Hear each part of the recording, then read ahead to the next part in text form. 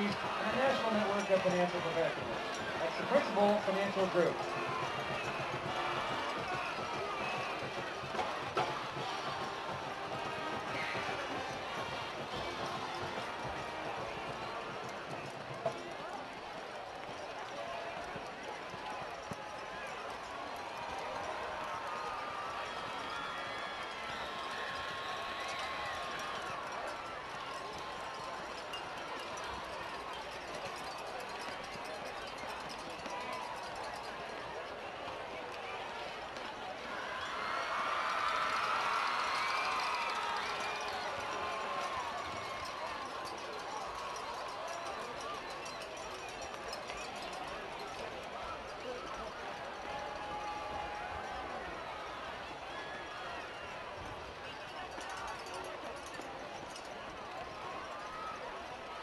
Captain for tonight's World Cup first for the visiting Golden Eagles, number 9, Dalton Hudek.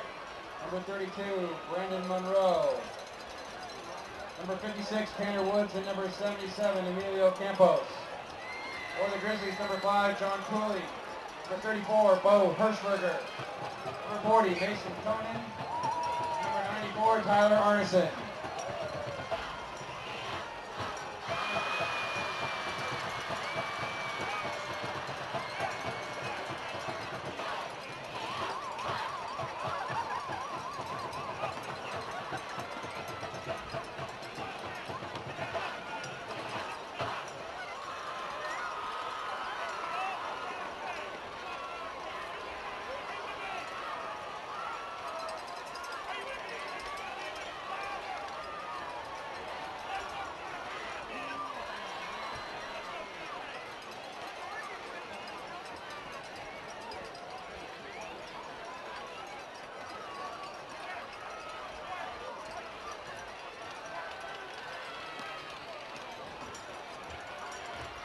The Grizzlies have won the toss, they elect to defer.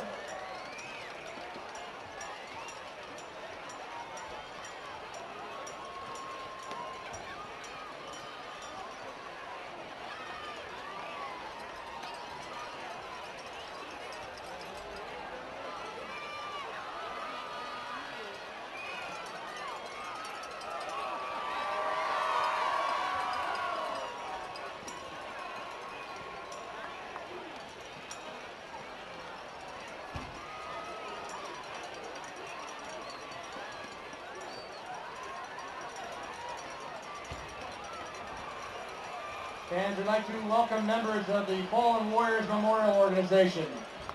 The mission of the Fallen Warriors Memorial Organization through a scholarship program and school participation is to honor and remember former area high school students who gave their lives while serving our country. The Fallen Warriors will fund the scholarship. The members of the Fallen Warriors sell logo t-shirts commemorating local fallen military heroes. In addition, the Fallen Warriors hold annual car and motorcycle shows, golf tournaments, and other events as major fundraising, dedicating 100% of the proceeds to the scholarship in honor of Lance Corporal Victor A. Dew of the U.S. Marine Corps and a Granite Bay graduate. Ladies and gentlemen, to honor our country, would you please rise, move your hats, and enjoy this rendition of the national anthem, tonight performed by the Emerald Brigade Band.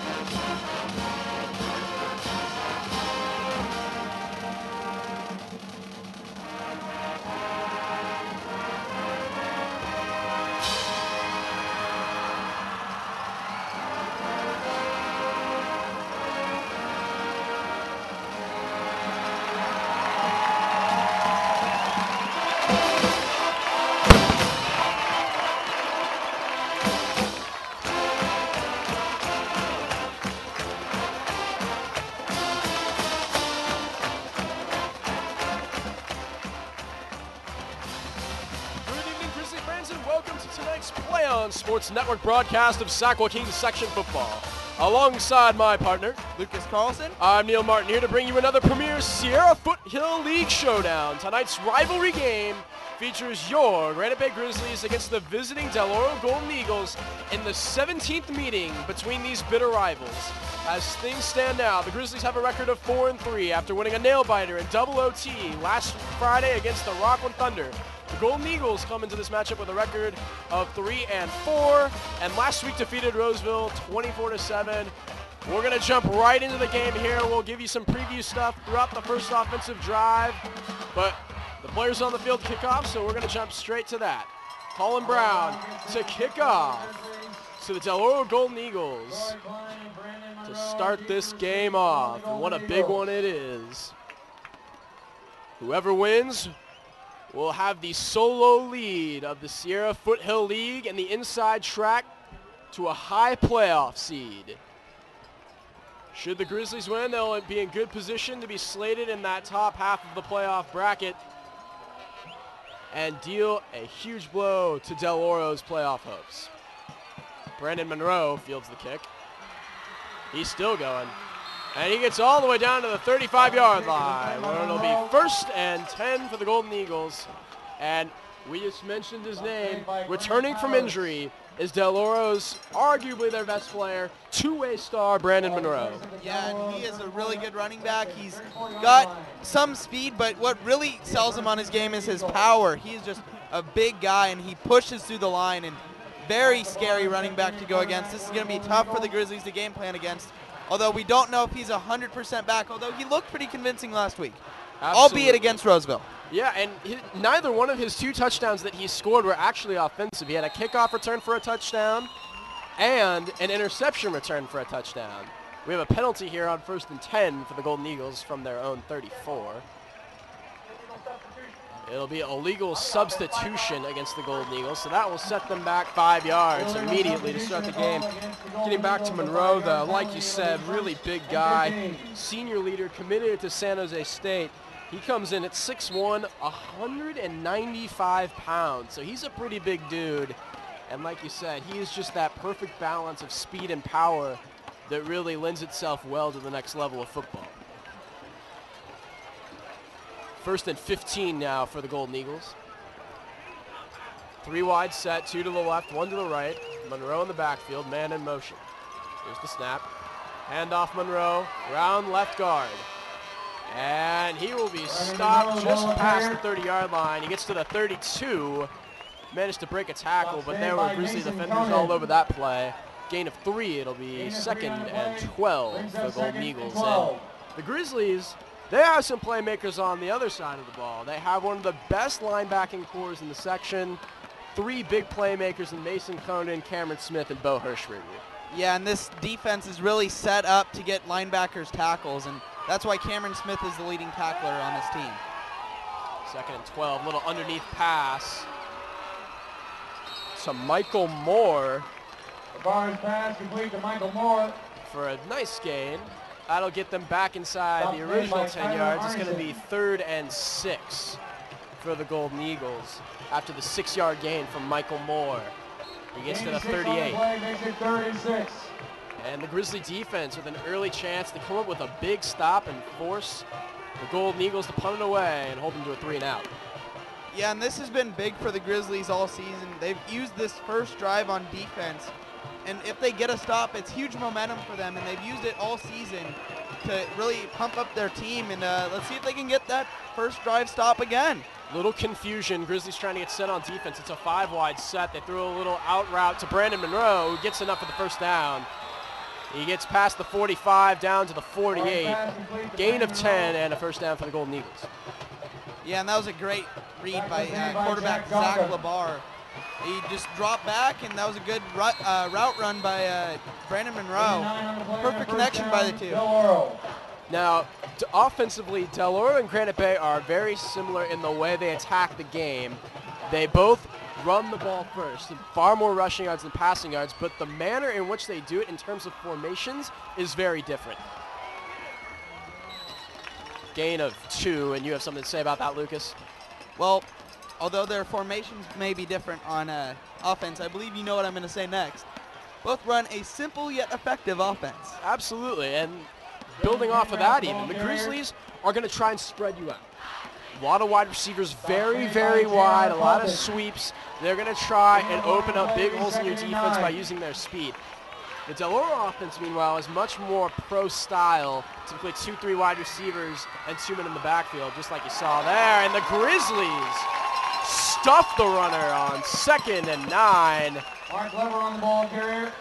And they were not fooled at all by that halfback draw that has killed them in the past. Great job by J.R. Colton, who returned from his 39. He had an injury in game 1 of this season, and he returned in the Roseville game, yeah. Yeah, and he would have a ton in the Pittsburgh game too. Yeah. Exactly, and he has made a huge comeback this season. Great to see him back out on the field and tearing it up.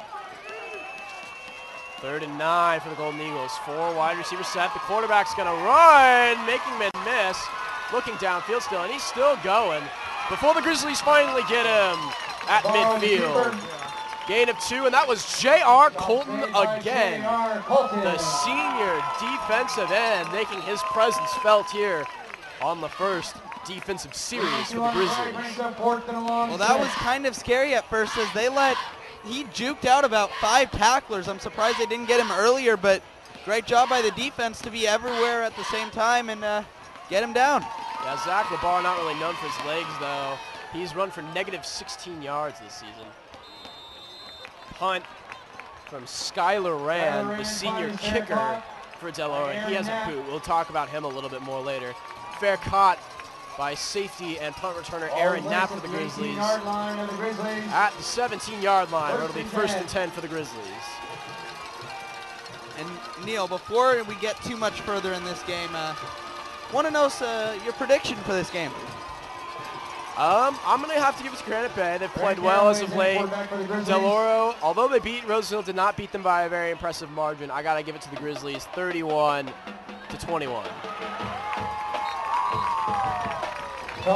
First and 10 run was a sweep to Tony Ellison. We'll get to him in a second, too. He gains 7 and gets to the 25-yard line. It'll be 2nd and 3 for the Grizzlies. Yeah, and I agree with you on that prediction, Neil. I think it's going to be a close game, but ultimately Granite Bay will pull out the winner. And just to be safe, I'll pick the same score as you, 31-21. 2nd and 3, snap. They're going to run a little pitch around the right side to Johnny Cooley. He's got quite a bit of room to run, and he's going to get it up for the first down. Gain of 5 to the 30-yard line. First down, Grizzlies. Around left in. All right, so we know the usual suspects on offense. We've heard their names all season. Grant Caraway, Tony Ellison, Ty Cerna, yada, yada, yada. Who is a more under-the-radar player you look to make some plays here tonight and what is sure to be a tough, hard-hitting game? I'm going to go Steven Graber, the tight end. He pulls in everything that's thrown to him. You don't usually see him drop. I think we've seen 1 drop by him all season.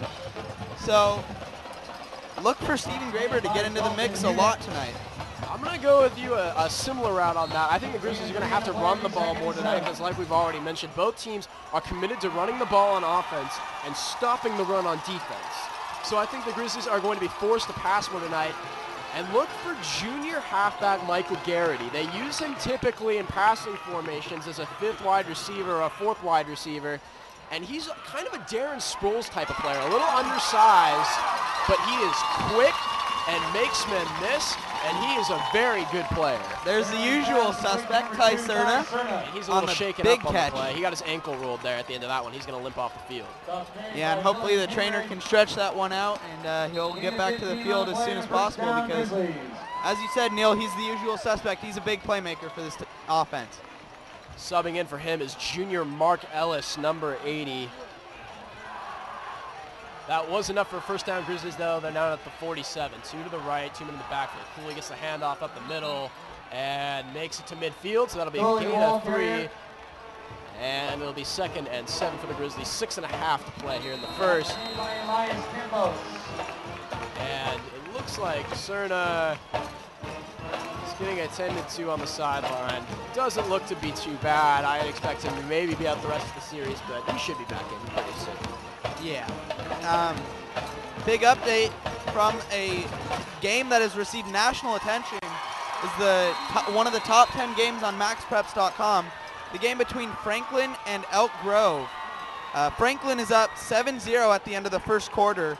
They're both pretty good teams. Yeah, they're both undefeated 7-0 this season in the Sac Joaquin section, and they are forces to be reckoned with this season. Sweep for Tony Ellison around the left side. He's going to get it up for the first down. Gain of 10 yards, and we have a flag after the play was over. This looks like it's probably going to be a late block on senior fullback Taft Partridge. The fortunate thing is because it was after the play, though, it'll be a first down, but then 15 yards will be taken off from the spot of the foul. So it will be a personal foul against the Grizzlies. Late hit against Taft Partridge. And regardless of the call, I mean, that was a great run by Tony Ellison. And, you know, even though we run that play a lot, we love that play, teams still don't have an answer for it because Tony Ellison's still gaining 5 to 10 yards a carry on that, maybe even more on those big runs that we've seen, especially when they've been called back by penalties. Yeah, and like you mentioned, Tony Ellison has had an amazing season statistically speaking. What's even crazier is the stats could be 5 times crazier because he's had 7 touchdowns called back this season because of penalties, and even more big plays on top of that. Deep pass, Stephen Graber completes, and there's your boy, Lucas. I don't like to toot my own horn, but I called that. Huge gain for Stephen Graber, gets all the way to the 34. That's a gain of 28 yards for the Grizzlies, and a first down inside Del Oro territory. And like you said, the thing about Graber, he's not going to beat you with his speed, but he's going to beat you with his size. Well, he did there. And his jumping ability and his ability to catch everything that is thrown his way. Sweep. Couldn't tell if that was Towery or Ellison. That was Ellison around the left side, and he gained only about a yard, if that. So it'll be 2nd and 9 for the Grizzlies. Well, that was a great job by Stephen Graber beating his man, which we don't hear too often, but he is pretty fast for a tight end. Well, and the thing about Graber is, like we mentioned, he's not, what I meant to say is he's not going to beat DBs with his speed. Yeah. But in that play, he was matched up against a linebacker. Exactly. Caraway made a great pre-snap read to see that and immediately looked to him deep. So that was just very, very well executed by the Grizzly offense. Not only that, but to jump up and catch it with the man in his face, that is a tough catch. Yeah, absolutely. 2nd and 9, handoff went to the fullback, Partridge up the middle for no gain.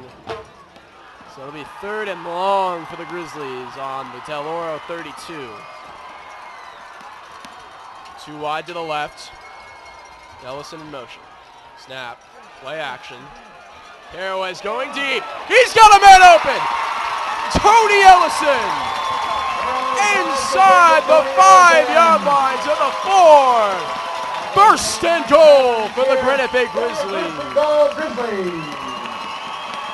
Well, like you said, Neil, one of our usual suspects. 2 of them actually on that play. Tony Ellison, of course, catching it. But I want to focus more on Grant Caraway. He's looked stellar tonight, albeit it's still early in the game, only in the first quarter. But, I mean, he is making those pre-snap reads, and he's making the throws.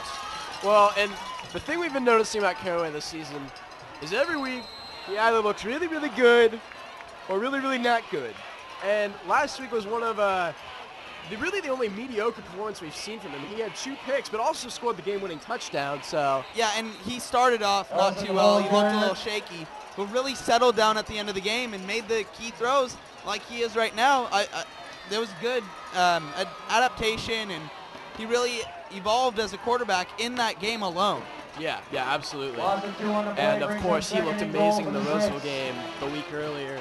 And so far, I mean, like you mentioned, it's early, but a great accurate pass to Stephen Graber where only he could catch it. And then he found Ellison deep. open down the right sideline. On first and goal from the 4, the Grizzlies ran a sweep around the right side for a loss of 2. 2nd and 6. Caraway's in trouble. And he's going to be sacked. Oh, no, they're going to call it an incomplete pass. Excellent heads-up play by Grant Caraway. Did you see his hurdle? To get away from that. Yeah, he had to hurdle a player and make a couple men miss to get rid of that football. And then great job, yeah, like you said, getting rid of the football. He got hit and just threw it forward into the turf harmlessly. I believe he was out of the pocket, and even if he wasn't, there's a receiver somewhere in the vicinity, so no intentional grounding call there. Absolutely. 3rd and goal now for the Grizzlies. They're at the 6. We have an update. We have an update from the Elk Grove Franklin game. Tommy Arnold, the starting quarterback for Elk Grove, is out tonight for fighting a fellow student who stole his cell phone. Doesn't seem fair, but that's what happens, and he is out tonight, so that is not very good for Elk Grove. Yeah, that's a big blow for Elk Grove. Needless to say, he's probably only out for a week, and they are 7-0. Yeah, so he was suspended. Probably not a big setback. 3rd and goal from the 6. 3:20 to play. Here's the snap. Play action. Cooley. He rolls out. It's a touchdown, Grizzlies! Stephen Graber once again. Greg Caraway with an excellent roll was right, and a laser-guided pass to find Stephen Graber in the back of the end zone between 3 defenders for the touchdown. That was an incredible pass by Grant Caraway, and he has been spot-on accurate during this game so far. Extra point pending. Colin Brown on to kick. Here's the snap, hold, and kick. All good. Grizzlies go up by 7 early in this big rivalry game. 7-0 with 3:15 left in the first quarter. Eagles 0. And there you go again, Lucas. Stephen Graber. What do you got to say about that one? That was a great job. Got open in the back of the end zone, caught it, pulled it down with defenders all over him in the area, and just acting like another day at work. You said it. Stephen Graber so far putting on a show. As well as Grant Caraway. 2 catches for 34 yards and a touchdown from Graber early on.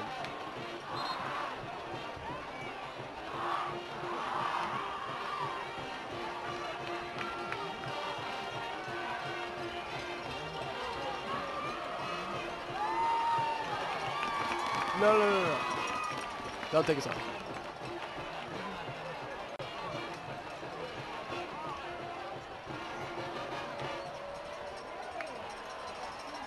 Colin Brown gets set to kick for the Grizzlies. Colin Brown on to kick it back to the Golden Eagles. Brandon Monroe deep to receive for the Eagles. Brandon Monroe back deep to receive. Here's the kick, and it's deep. The left side of the field, and it will go for a touchback. It'll be 1st and 10 for the Golden Eagles at their own 20-yard line. At the Delaware 20-yard line, 1st and 10 Eagles.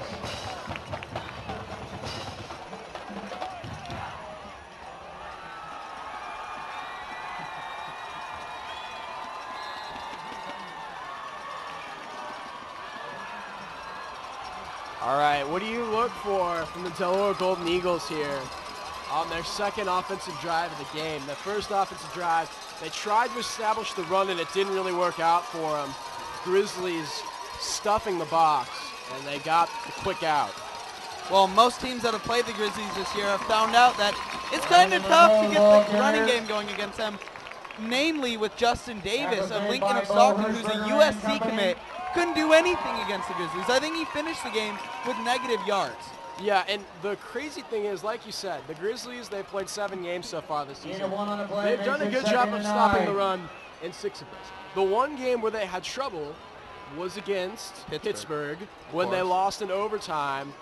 And that was the only game where that was mainly at the end. Yeah, and part of that was because the defense had been on it, and we have a fumble on the field.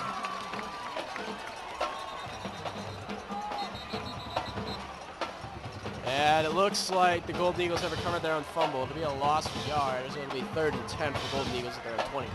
Getting back to what we were saying, though, Pittsburgh really were doing possession the whole game. They've been It'll be running 3rd and 9.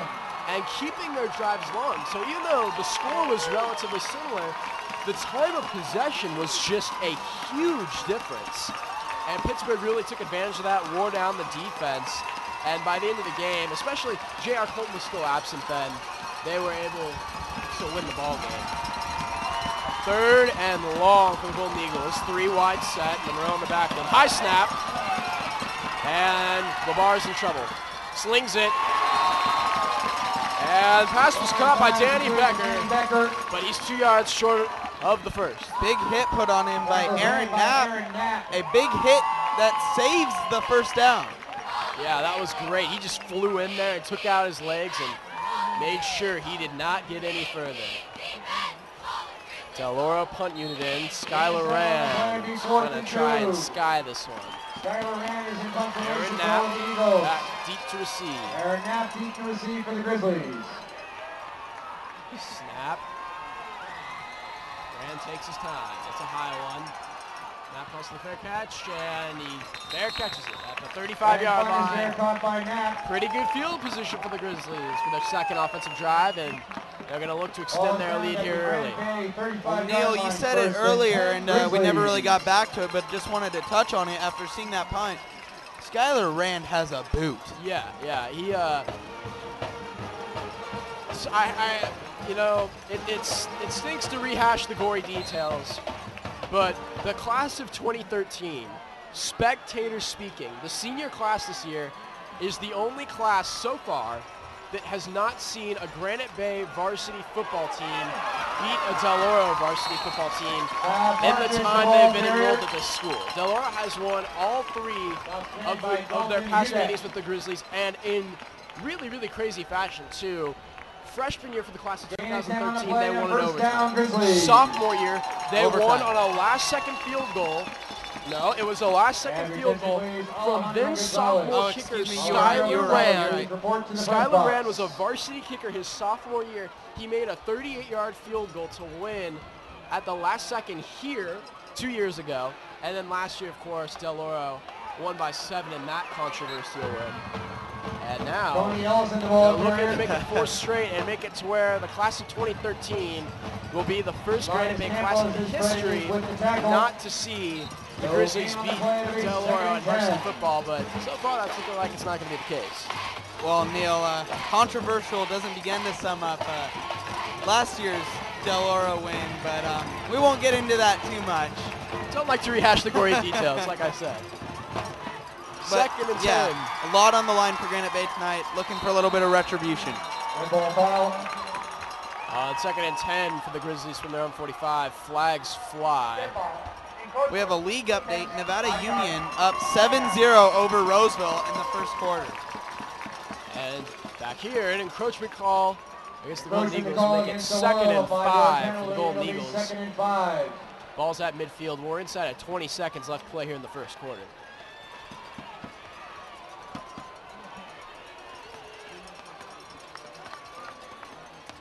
Ellison in motion. Here's the snap. Play action. Caraway dropping.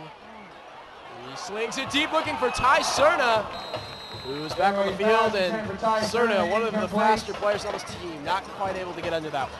Just overthrown. And got to wonder if that injury, little shakeup, had an effect on his running habit. His whole left lower leg, almost just the ankle side, is taped up. And he's coming off again. Yeah, he doesn't look hurt too bad, like we said, but you definitely don't want to re-irritate that injury, especially if we're going to need him later. Exactly. Ellison in motion. And coming back. Pitch it to Cooley. He's got a lot of open space if he can make a man miss, and he does, but is short of the first down as the quarter comes to a close. Stops made by Tanner Woods. We have a flag. It looks like it may be waved off. And 3 on the play, 4th and 2. That's the end of the first quarter. Grizzlies 7, Eagles 0. All right, it looks like the flag has been waved off, so that'll take us into the first quarter after one frame of play. Grizzlies lead 7-0 over the Golden Eagles. We'll be back with you here for the start of the second quarter in just a few moments from Play On Sports Network.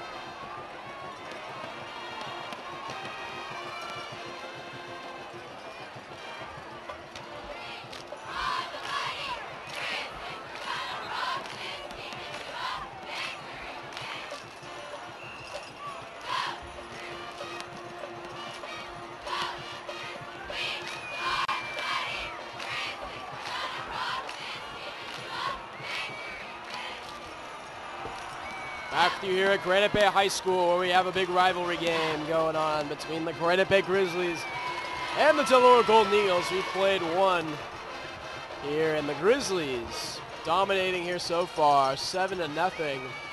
They currently have the ball on offense, 4th and 2 on the Del Oro 47. So Coach Ernie Cooper with a little bit of a decision to make here early. And it looks like he's going to go for it. Typically a pretty conservative play caller. I'm surprised to see this from Cooper. Ellison in motion. Handoff. Cooley. Tripped up, and he gets enough for the first down. Gain of 3 for Johnny Cooley. Great job by Tom Partridge there to bust through the hole and hit the defenders. And great job, although he was tripped, made something out of nothing. And yeah, you got to wonder if Coach Ernie Cooper has been getting a little bit of criticism for his conservative play calling lately, as it's made a couple of close games that we could have won in regulation time if he had made a gutsy call. But here he did make a gutsy call, and it paid off. Now Cooley gets the handoff on 1st and 10. Ball comes out, but he John Cooley, the ball carrier. So it'll be 2nd and 10 for the Grizzlies at the Del Oro 44. Like you were just saying, Lucas, both games where Cooper has really been noticed for calling the game more conservative this season. Ended in overtime. One, of course, positive last week when we beat Rockland in double overtime, 41-34. And then, of course, there was the loss to Pittsburgh in overtime here a couple weeks back. So I think you might be right. He's trying to switch it up a little bit. We have the ball called dead here on 2nd and 11. And it'll be a timeout for the Del Oro Golden Eagles. So that'll be their first charge timeout of the half. We're going to take a short break here from Granite Bay High School and be back with you here in just a couple moments.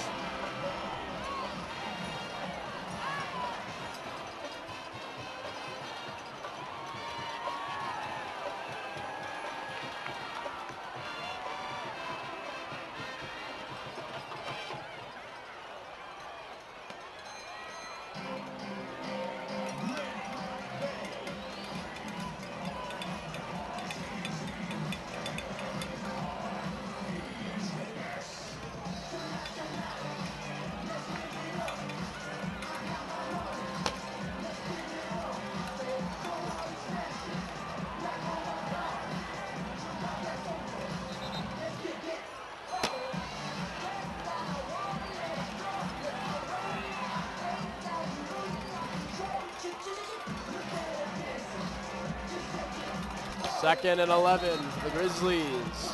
And it's Del Oro 45. 2 men wide. Ellison in motion.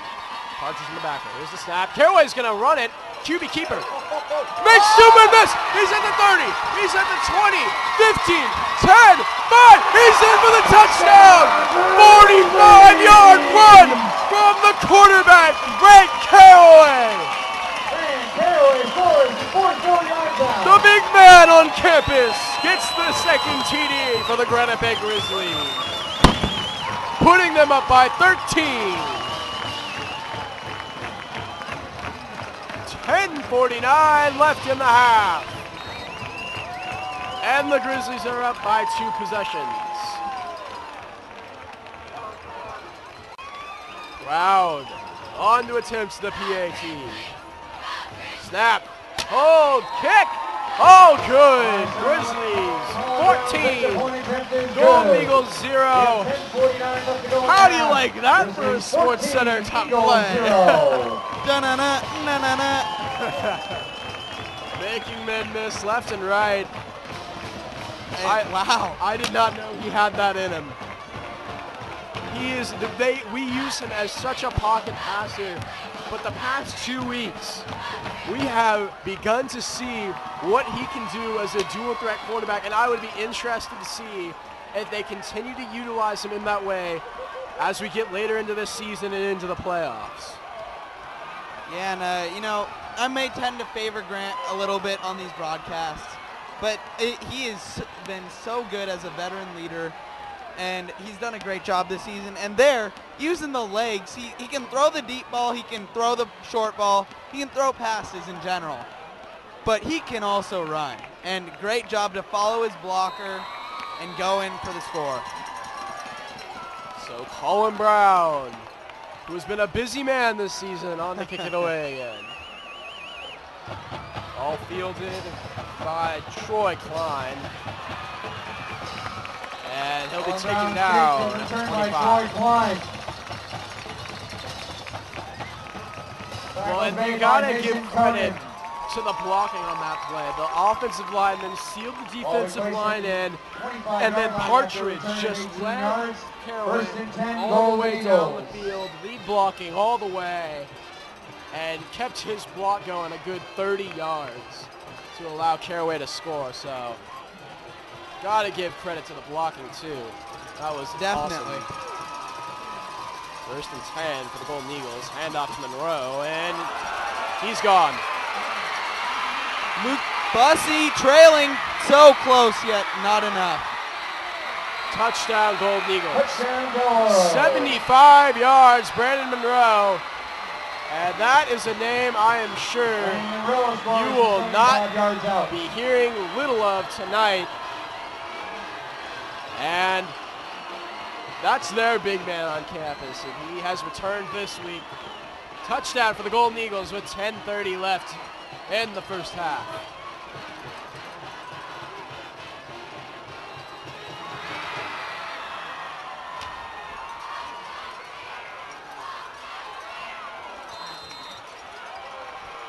And the extra point is good. So the Golden Eagles on the trail by 7 now, and a quick strike. 19 seconds from when the Grizzlies scored. Eagles 7.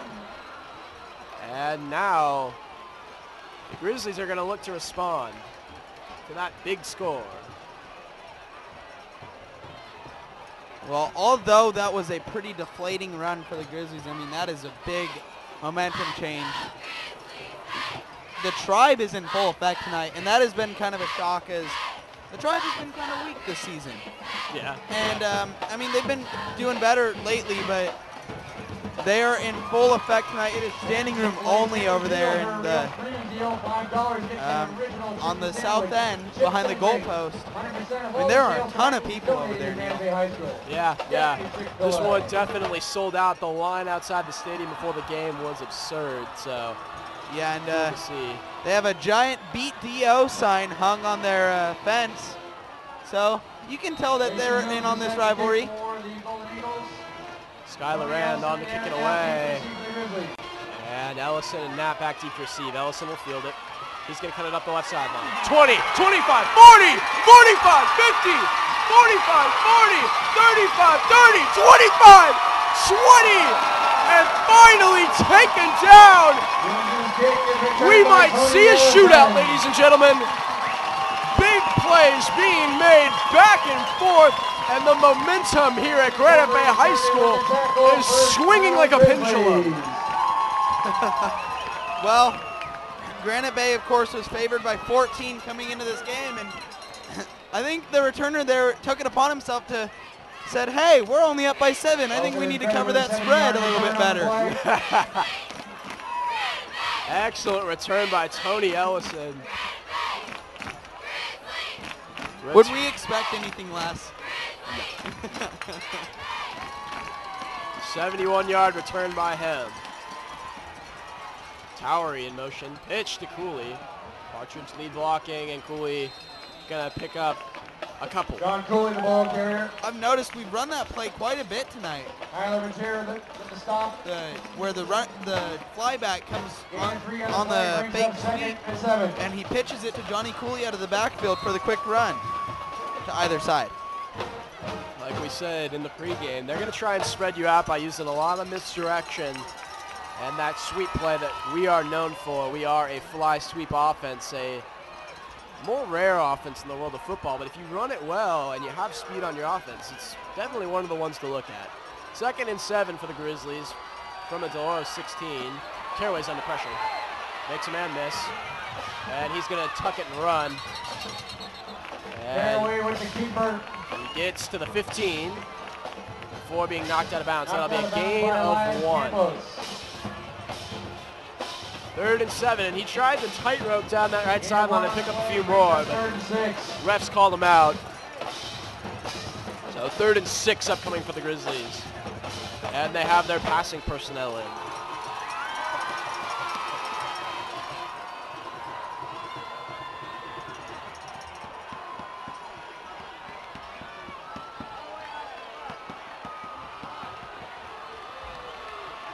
And you can tell by all the big plays being made here early on that both teams want this game bad.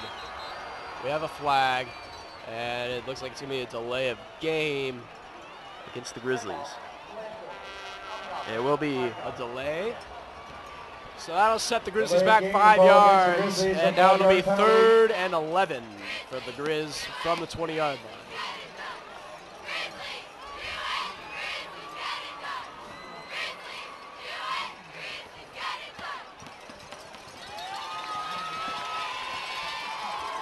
Grizzlies come out 4 wide, Partridge in the backfield. Cooley under center, Caraway under center, excuse me. Caraway's immediately in trouble. Shucks it, and way over the head of Michael Garrity. And my man will not be scoring a touchdown. It was close, Neil. Maryland Wharton defending on the play. It'll be 4th down. So now the field goal unit in. And we talked about Skylar Rands a lot tonight, how much of a boot he has. Colin Brown is no different. We've seen Brown make 45-yarders in warm-ups before, so he has a boot as well. We have 2 great kickers on display here tonight. This will be a 37-yard attempt from the right hash. We snap, hold, kick, all good, and this one's going to go wide left. Field goal is wide left. Hold it left. And Eagles hold on downs. It'll be a 1st and 10. the Golden Eagles will take over on downs. It'll be 1st and 10 at their own 20. 9:17 left play in the first half. And that's got to be a little disappointing for the Grizzly offense. You return the ball to the 19 and then are not able to gain a yard and then miss the field goal. Yeah, that's tough, and another big momentum change. Grizzlies still have the lead.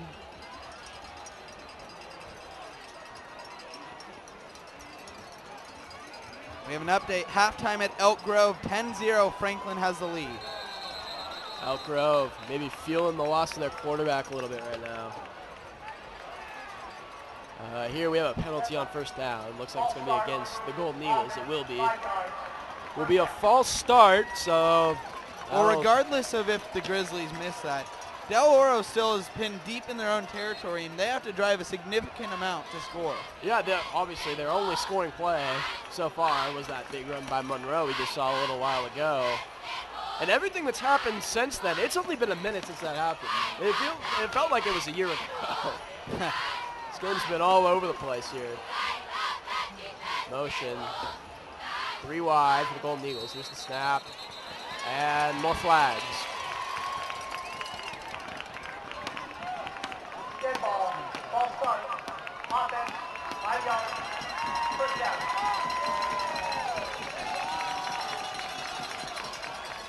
And it looks like Del Oro, I don't know if Granite Bay's throwing a weird defensive formation at them, and they're, I don't know, something's up, but that's 2 straight false start penalties. So now it'll be 1st and a mile for the Golden Eagles. 2 men wide to the right, 2 men in the backfield, and we have the same motion again to make it 3 wide to the right. Here's the snap, handoff, Monroe, and he's gone again. Oh, his feet cut out from under him. Brandon Monroe, the ball carrier. That was one of the safeties. I believe that was Castaway. No, Nick Grace is back. Good to hear his name again. I saw him walking around earlier, but I thought I saw an ankle brace on, but apparently my eyes deceived me, and it's good to see Nick Grace back. Absolutely.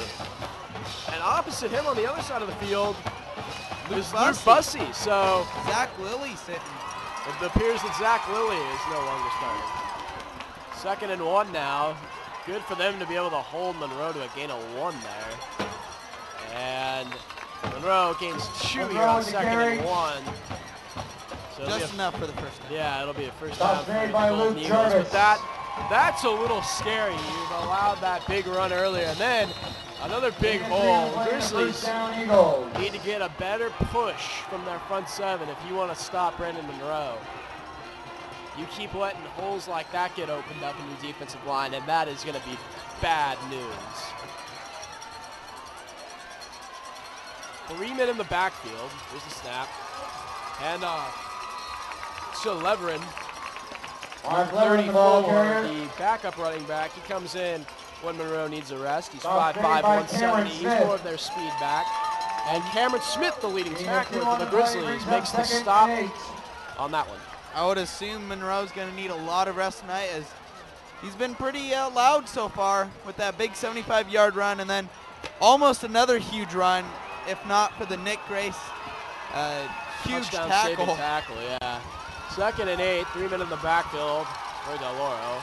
The ball drops, slings it over the middle, and tipped and then nearly picked off by safety Aaron Knapp. That pass flew way over the head of the tight end Kyle Wells. And, right there, I think we can see why Del Oro has been more committed to the run than the pass this season. They have run the ball 70% of the time this season. 275 snaps they've run the ball. Only 97 they've passed the ball. Well, Del Oro on that last play, the quarterback had loads of time to throw that ball. That deserved a better throw than what he gave. 2 wide to the right. Monroe in the backfield. They're going to run a pitch. That was actually the ball carrier. Tackles made by Aaron Knapp. That was number 42, Dylan Cainrib, one of the backup running backs that got that pitch around the right side. And we have an update. Well, in a local matchup between 2 close high schools, Ponderosa and Oak Ridge, Ponderosa is up 14-7 at halftime. Another rivalry game there. And Skylar Rand punting it away again. Ellison waves for the fair catch. Oh, actually he tried to field that one, but didn't get very far. 2-yard return to the 42-yard line, or it'll be 1st and 10 for the Grizzlies. Well, you don't see Tony Ellison usually calling for a fair catch. He likes to make those plays. And, whether it's a little risky or not, he usually holds onto the ball, so that's not a big issue with him. That's why I think Coach Cooper's let him have that kind of freedom. Well, we've seen that throughout the season. They exchange Knapp and Ellison at the kick and punt return positions. So both of them very good in their own right. 1st and 10 for the Grizzlies. Ellison in motion. Here's the snap. Play action, and Caraway's in a lot of trouble. And we have a flag as well, and a sack for what is going to be a loss of 12 if it stands. And this penalty appears that it's going to be going against Del Oro for roughing the passer. I don't understand how they could get that when he didn't throw the ball, but maybe there's different rules for high school. Oh, it was a face mask. I saw the personal foul signal. Offensive face mask? Or defensive? It was defensive, but the sack will. I'm not so sure. It's after the. I don't know. I'm not sure how they rule that. Regardless, the ball is still moved back for the Grizzlies. It'll be 1st and 17 now at their own 35. Partridge and Cooley in the backfield. Ellison to the near side of the field, Cerna to the far. Here's the snap. And off Cooley around. Left tackle. He's got room to run. And he gets to the 39. And he's got what I like to call happy feet, where he just keeps them moving and dances around there. And sometimes it gets you stopped in the backfield because you're trying to make too much of a play out of nothing. But sometimes, like it happened there, you make a good play by getting a lot of yards and evading tacklers. So after the gain of 7, it'll be 2nd down and 10 for the Grizzlies on their own 42.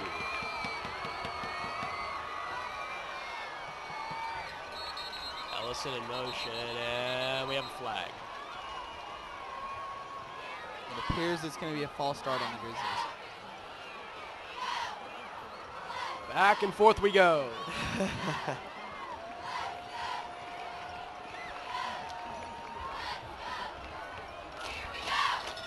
Trooper is outraged on the sideline.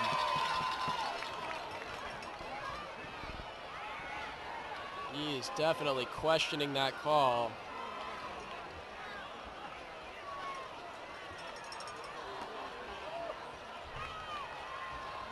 And it appears that the flag has been waved off. So it'll be 2nd and 10 now for the Grizzlies at their own 42. 6:06 left to play in the first half. Grizzlies come out, 4 wide, Partridge in the backfield. Ellison in motion, snap. They're gonna run a sweep. And Ellison set the 35 and all the way down, 45, all the way to midfield. And that's gonna be a gain of 8. Nice run by Ellison to make it 3rd and manageable for the Grizzlies after they had a 1st and 22 just a little while ago.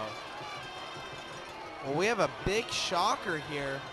Placer High School, who is a very good team, and they're 7-0, but they are only up 7-0 over Lincoln at halftime, and Lincoln is not a very good team.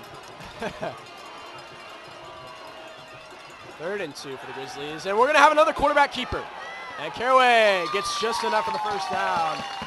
I got to say, I am happy to see them utilizing Caraway in a dual threat manner. He is a two-way athlete, or was anyways, in junior high. And for the early part of his high school career too, he also ran track.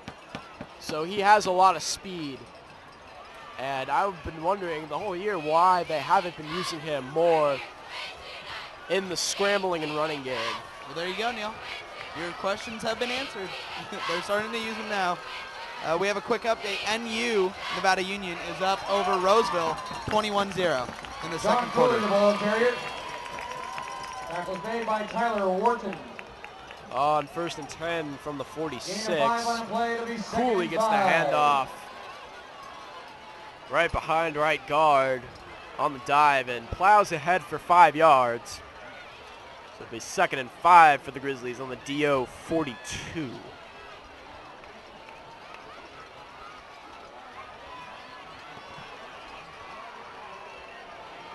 Two men to the right. Caraway, play action. Slings it. Complete! Ellison once again. Well, you got to wonder what is up with the offensive line. They've looked great all season, and all of a sudden these past few games they've not been looking very good. That really was a key factor in why Grant Caraway was struggling early on last game.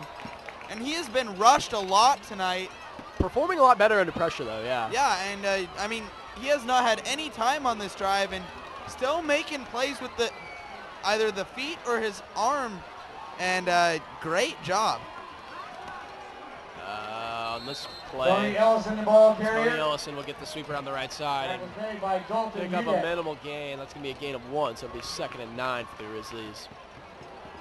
Gain of 1 on the play. Nevertheless, even though the blocking hasn't been stellar, Caraway is really carrying the team in terms of the passing game right now. Definitely. Spot on throwing so far tonight, other than the one overthrow of Ty Cerna, but that may have been partially attributed to the injury that he's had. He has a little bit of an ankle injury that's hampering him a little bit right now. Still on the field, though, so he's not injured too bad. 4 wide set, 2nd and 9 for the Grizzlies.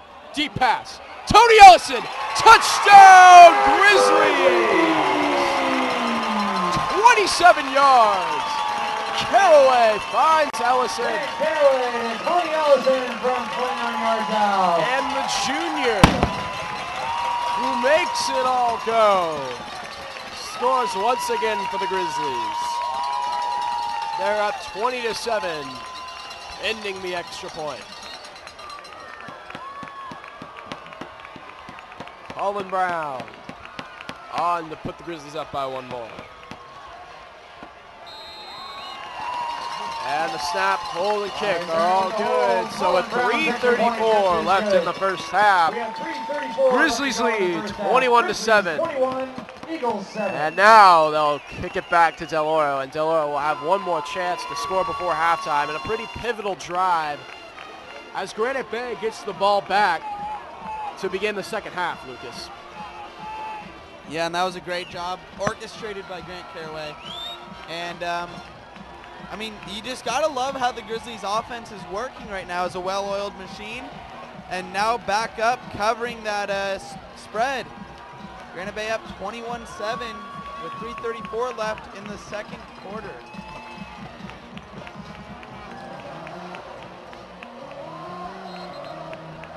Some updates from around the rest of the section. Oakdale up 47-0 at halftime.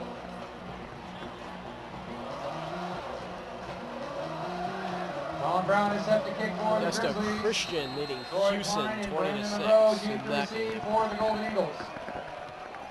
Colin Brown kicking it away. Fielded by Klein. And he tried to cut to the left, but was tripped up. Troy Klein. Tackle made by Clint Ellenwood. Ellenwood. So it'll be 1st and 10 for the Golden Eagles from their own 22 as they try and get some points on the board before halftime.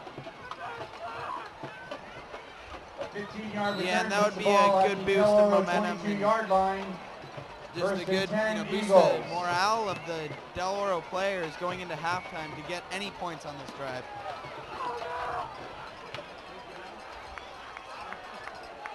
Two to the right. Monroe in the backfield. Handoff. Monroe on the stretch play around the right Monroe, the ball side. carrier. Not going anywhere. Grizzly front 7 gets great penetration on that play to stop Monroe for a gain of 1. Yeah, and I was just about to say that, Neil. Great. I mean, Gain of 1 on I the love play. to see Brings this up Grizzlies 2nd and defense. 9. Not only the front 7, but everybody on the defense is swarming to the ball, and it just shows how much of a well-oiled machine this Grizzlies defense is, and how much camaraderie they have. It looks like a family out there. 3 wide set. Monroe in the backfield for Del Oro, and we have a flag. Well, Delay a game against the offense. we've seen the laundry flying tonight. Yeah, and we saw it last week too, these SFL refs. Definitely not shy in terms of calling penalties. Well, not only that, but last week's game, we won't comment on it anymore, but very poor showing of officiating. 2nd and 14. Golden Eagles and Monroe got the handoff up the middle. The ball And carrier. got a minimal gain. Stop made by Cameron Smith and company. Cameron Smith and a host of Grizzlies make the stop. I feel like I've heard that name already tonight. Gain feel of like 3 we on the play, hear that brings name up a lot. 3rd and 11. Ladies and gentlemen, if you can hear the crowd in the back, I'm not surprised, as this is a sellout game, as Neil mentioned. Both bleachers, including the away side bleachers, are full.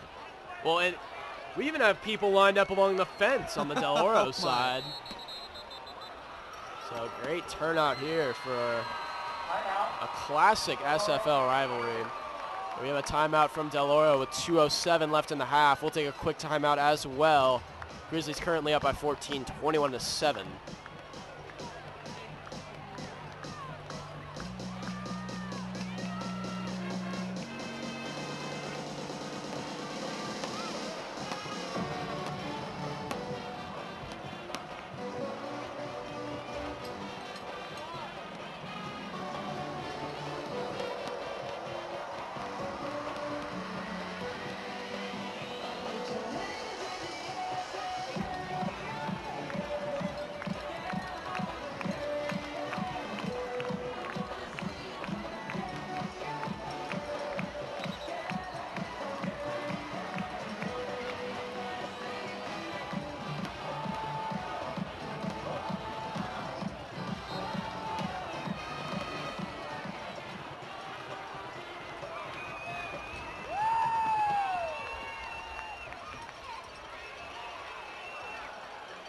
Four wide set on 3rd and 11. Slinging over the middle.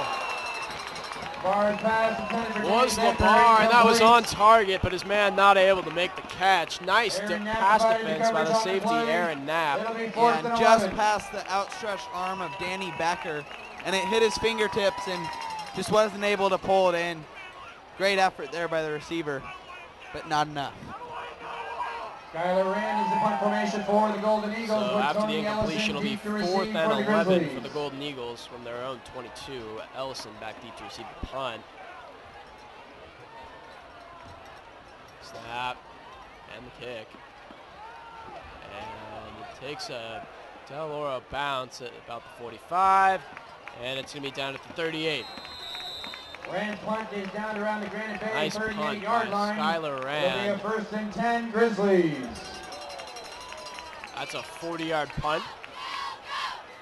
And the Grizzlies get the ball 1st and 10 with a chance to put some more points up on the board, and they get the ball at the start of the second half. So if they could score any sort of points here before halftime, they might be starting to put some nails in Del Oro's coffin. Well, it is still very early in the game, but this would be big momentum for the Grizzlies going into halftime and a huge blow to Del Oro. Looks like they're going to try and do it through the air. They come out immediately in a 4-wide set. Partridge in the backfield. Ellison in motion. They run the sweep. Ellison does have the ball.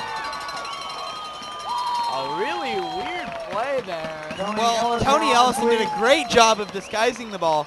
Grant Caraway pretended like he had the ball, and Tony Ellison kind of hid the ball back behind his back and carried it for a good yard or so.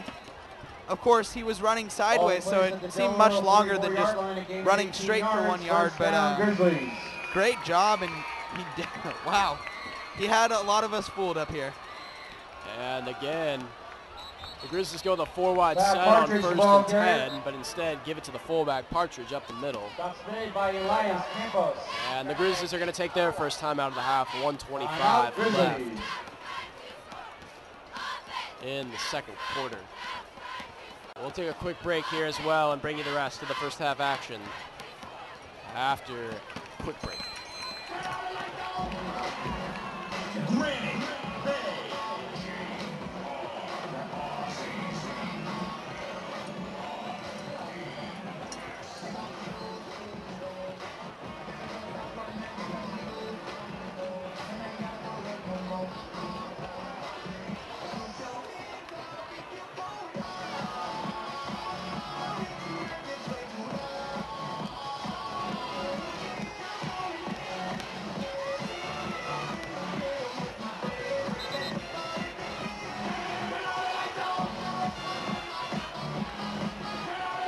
Grizzlies.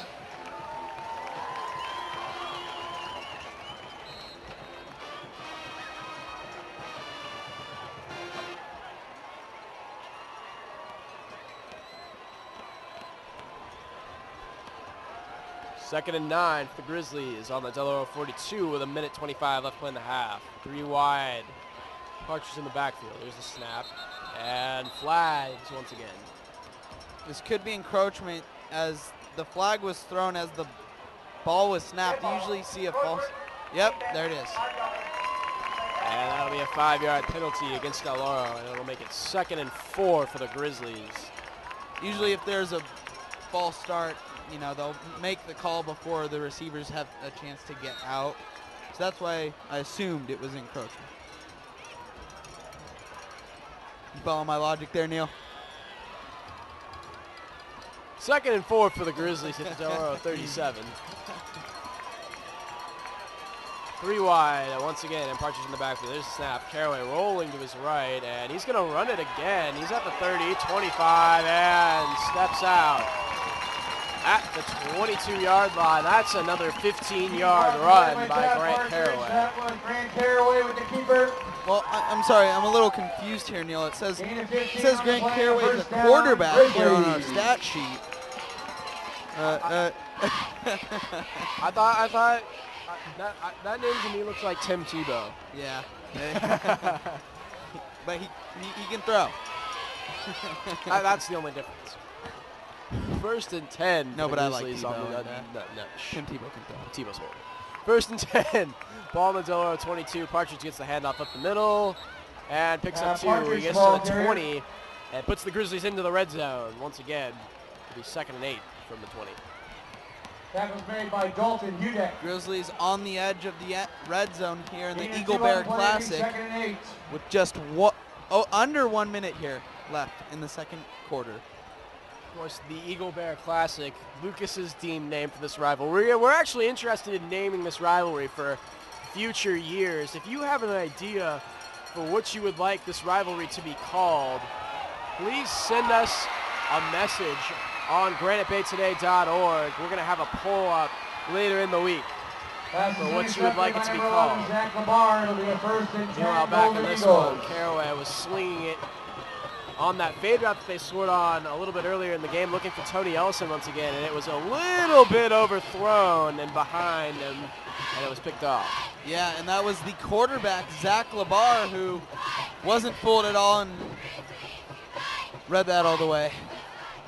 Well, when you're a quarterback going up against another quarterback. You have that little... you got a little bit of knowledge. Oh, I know what he's doing there. I see that. So it'll be a touchback and a 1st and 10 for the Eagles at their own 20. Man in motion. Here's the snap. Handoff. And that's going nowhere. Gain of about a half a yard from Brandon Monroe. Stops made by Cameron Smith. Gain of 1 on the play. It'll be 2nd and 9. Clock ticking down inside of 15 seconds to play. And it looks like Del Oro's just going to use that play to take us to halftime. So, at the half, Grizzlies lead by 14, currently covering the spread. 21-7 over the Golden Eagles. And they will receive the second half kickoff. We'll be back with you here from Granite Bay High School on Play on Sports Network for the start of the second half in about 20 minutes.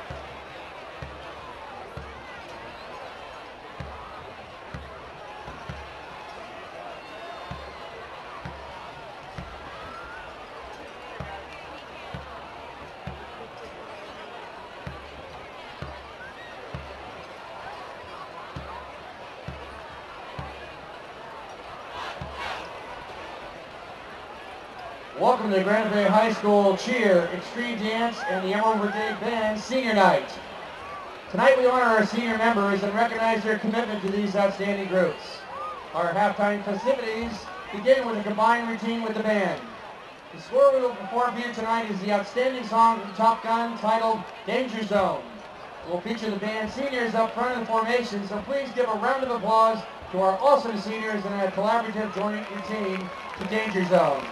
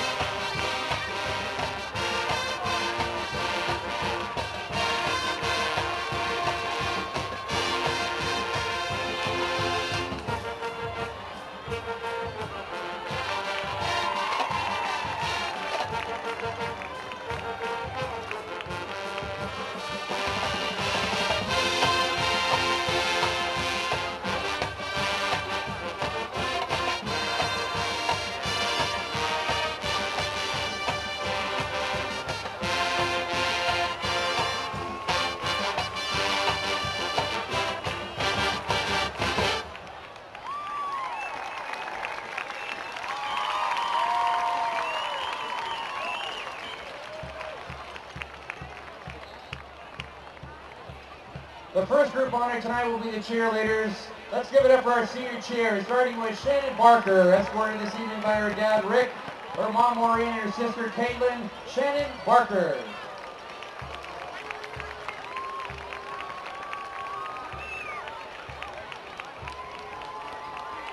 Next up, let's welcome Lisa Boger, tonight escorted by her dad Norm, her mom Lori, and her brother Nathan. Lisa Boger. Let's welcome Kaylee Bruner, escorted this evening by her dad Michael, her mom Deshar, her brother Michael, her sister Lexi, Grandma Shar, Grandpa Butch, her Aunt Lisa, Cousin Philip, and Papa Dave. Kaylee Bruner. Please welcome Hunter Carrington this evening. She's escorted by her dad Mark and her mom Dawn. That's Hunter Carrington. Next up is Brianne Cross, tonight escorted by her dad Joe, her mom Kim. From Nene Sharon and her Uncle Sean, Brianne Cross. Next we have Carly Flagel, tonight escorted by her dad Brian, her mom Kay, her brother Sam, and her brother Tyler. Carly Flagel. Give it up for Megan Hurley, tonight escorted by her dad Peter, her mom Christy, her brother Ryan, Grandma Judy, Grandpa Hal, Uncle Brian, Uncle Mark, and Cousin Mark, Megan Hurley. Next we have Alexa Laura. Tonight she is escorted by her dad Mario, her mom Sherry, her sister Vanessa, her nephew Mateo, her grandma Eunice, and her grandpa Wilmer. Alexa Laura. Last we have Maddie Leo, tonight escorted by her dad Jerry, her mom Dia, her grandma Diana, her sister Chloe, and brother Cooper, Maddie Leo.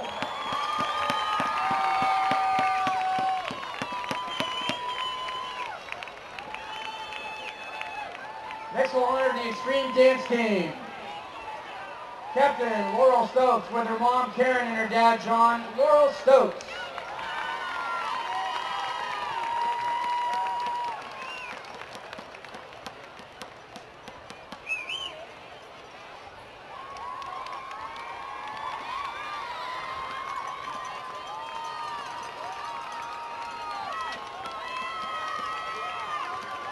We have 2 more cheerleaders on the list. We have Michelle Percivic with her dad Zorn and her mom Janet.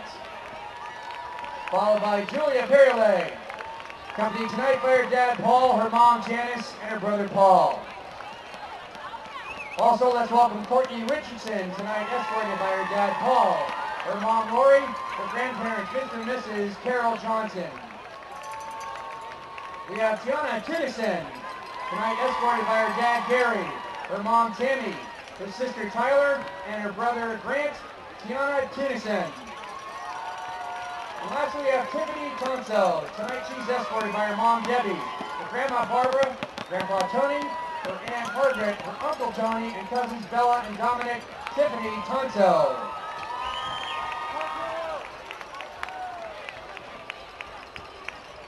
And now let's welcome the Granite Bay Extreme Dance Team. Our captain, Laurel Stokes, accompanied tonight by her mom Karen and her dad John. Laurel Stokes. Next we have Captain Marissa Hong with her mom Christine and her dad Joel. Marissa Hong. Next up we have Michelle Dupar with her dad Dana. That's Michelle Dupar. Give it up for Jen Weil, tonight accompanied with her mom Catherine and her dad Scott. Jen Weil. Let's welcome Melissa Morse. Tonight accompanied by her mom Lori, her dad Jeff, and brother Mitchell, Melissa Morse. We have Jill Underfed with her mom Lori and her dad Matt. Jill Underfed. Next we have Hamase Saroshian with her mom Humera, her dad Kia, and brother Yvonne Hamase Saroshian. We have Navon Sheila with her mom Solma, her dad Johnny, brother Ellie, and sister Mary. That's Navon Sabine Sheila.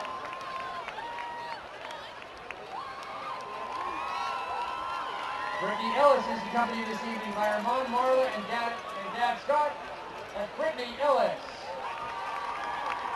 And the last member of the Extreme Dance Team for the senior class is Courtney Hintz, tonight accompanied by her mom Tracy and her dad Bill. Courtney Hintz.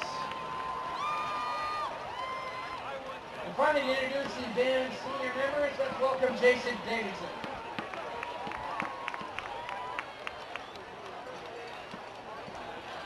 Up first, we have Brendan Angelo, escorted by his parents Christopher and Cindy and sister Lauren Angelo. Up next is Denisa Bodine, escorted by parents Basilia and Alina Bodine, brothers and sister David, Jacob, Matthew, Josh, Sarah, Jimmy, Mark, and Ruth. Next is Jose Luis Lorenzo Burgos III, escorted by parents Cromwell and Katrina Burgos. Next up, we have Logan Burson, escorted by his parents Keith and Kim Burson, sister and Emerald Brigade member Michaela, and sister Sophia. Next up, we have Christopher Dean Busby, escorted by his parents Mr. and Mrs. Chris Busby. Next up, we have Shelby Carlson, escorted by her parents George Carlson and Terry Carlson. Up next, we have Johannes Carpenter, escorted by his father Howard Carpenter. Up next is Brian Kuhn, escorted by his mother Kathy Brunelli, father Jeff Kuhn, and brother and sister Brandon and Haley. Next up, we have Jeanette Deason, escorted by her parents Mike and Yvonne Deason. Up next, we have Emily DeCavel Booth, escorted by parents Chantel and Uli and brothers Nick and Jonathan. Up next is Scott Downs, escorted by his parents Linda and Michael Downs.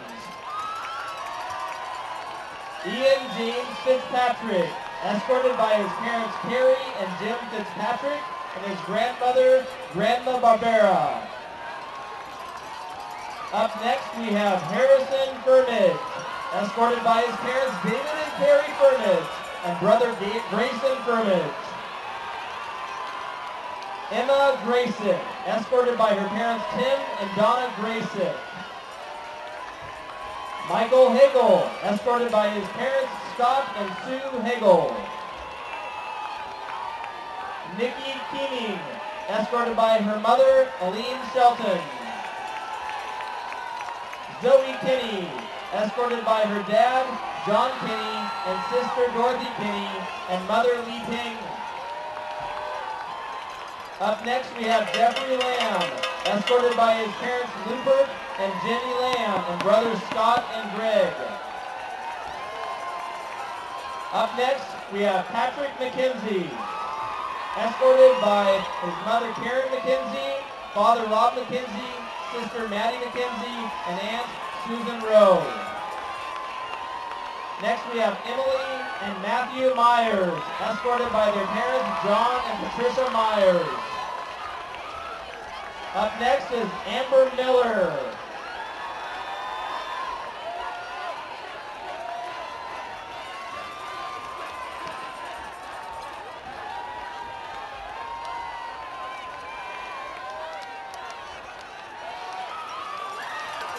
Here comes Amber Miller with her parents Tom and Darlene Miller.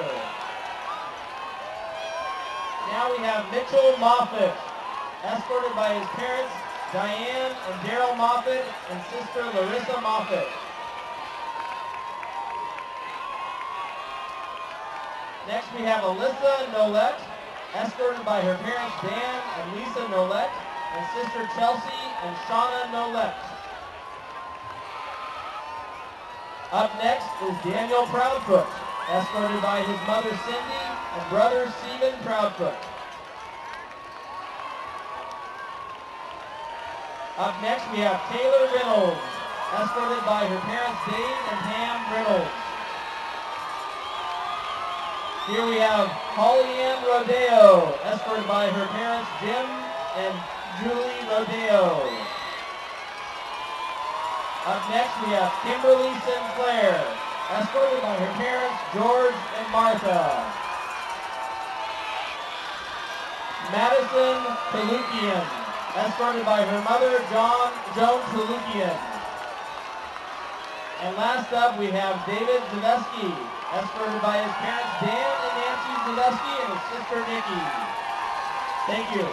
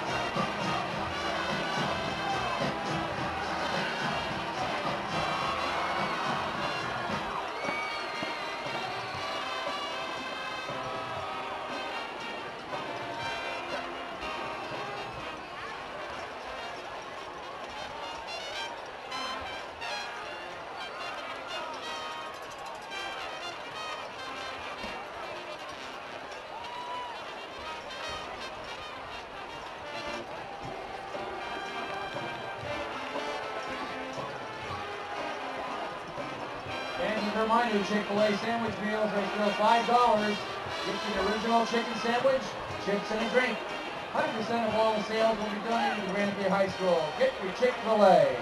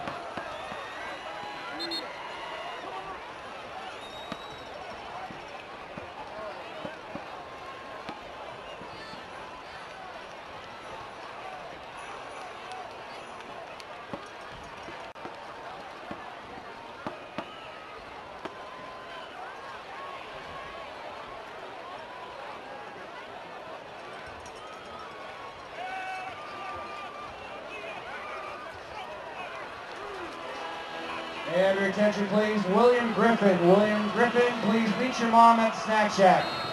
William Griffin to the Snack Shack, please. Thank you. Welcome back to Granite Bay High School for tonight's Granite Bay Today is sports broadcasting coverage of Sac Joaquin Section Football, production of Play On Sports Network. I'm your Martin Lucas Carlson. Second half just now starting. Grizzlies fielding that kick, did not return it very far. They're up by 14 after one half of play, 21-7 on the Golden Eagles. And they'll get the ball. Ball plays to the Granite Bay 20-yard line. First and 10 on their own Grizzlies. 21. And Lucas, who do you look for? Grant Caraway will open at quarterback for the Grizzlies in the second half. Back in the second half, if anybody. Definitely Brandon Monroe.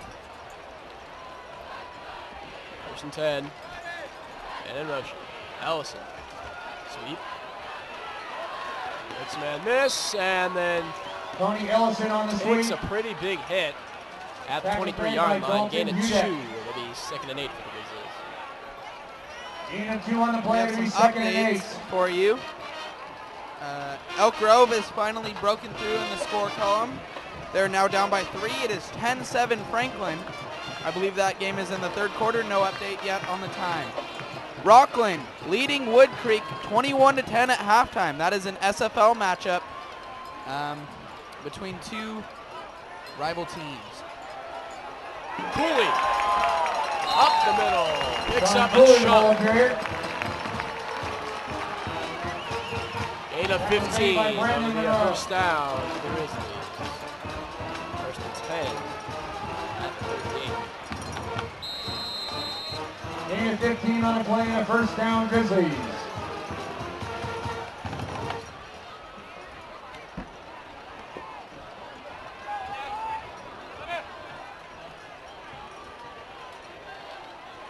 One man left, 1 man right, 2 men in the backfield. Snap, Caraway. Looks. And he tried to hit Cerna on the short curl. Cerna It incomplete. was sniffed out by Troy Klein, the Broken senior up on the play by DB. Troy Klein. And that'll make it 2nd and 10 for the Grizzlies. It'll be 2nd and 10. Exactly right there, Neil. That was just a great play by the defense. Caraway tried to fit it into a tight window, and the window closed before the ball could get there. Ball on 38.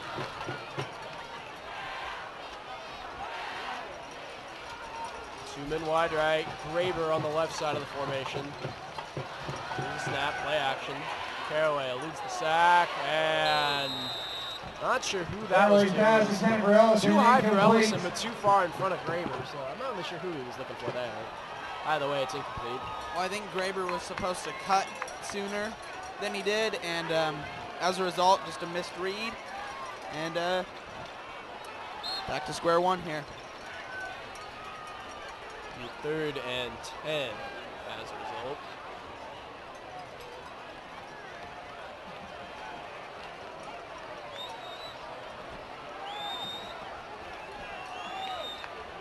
Three wide to the left, Partridge in the backfield, Grader on the right side of the formation. There's the snap, swing pass to Ellison. He's at the 40 and down. Short of the 45 yard line, to the 44. Should be a gain of 6 and 44 now upcoming for the Grizzlies and a sure punting situation.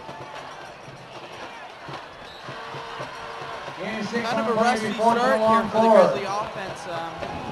Not exactly what you want if you want to keep this lead, but great for the Golden Eagles. They need as much help as they can get to get back into this game as they're down by 2 scores starting off the 4th quarter. And the Grizzlies go for it. 4th down and 5. Granite Bay. I think Cooper's been hearing some complaints lately. Although they did call a timeout, so we'll see what happens here. Kind of interesting to see, but the Grizzlies have really been, last season we talked a lot about how they were a second half team.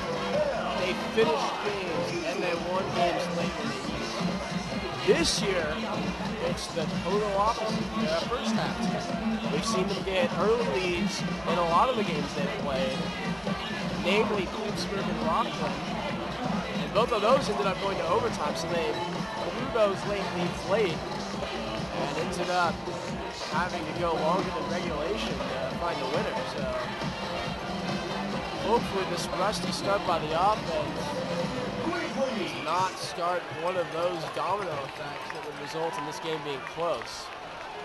Now, after the timeout, Grizzlies change their decision. They're going to punt it away. Caraway in punt formation. They could do a fake punt here because they were lined up, but that is not what they would do. Monroe back deep to receive. Ball takes a Grizzly hop. Whoa, 15, 10, and it's down. Just inside the 10-yard line. An excellent punt by Grant Caraway. Yeah, we've seen a lot of those this year where they don't look like they're going to be great, but then they bounce and get that Grizzly roll. First and 10, Del Oro. Next thing you know, Del Oro starting their drive on the 10-yard line. Yeah, that's a 47-yard punt by Grant Caraway. So pretty good showing by him. It'll now be first and 10 for the Golden Eagles at their own 10-yard line. 3 wide to the left, Monroe in the backfield. Here's a snap, stretch play to the right side, makes man miss. Before being taken down, Monroe, the ball carrier. That's going to be a gain of 4, so 2nd and 6. Tackles made by Cameron Smith. Coming up.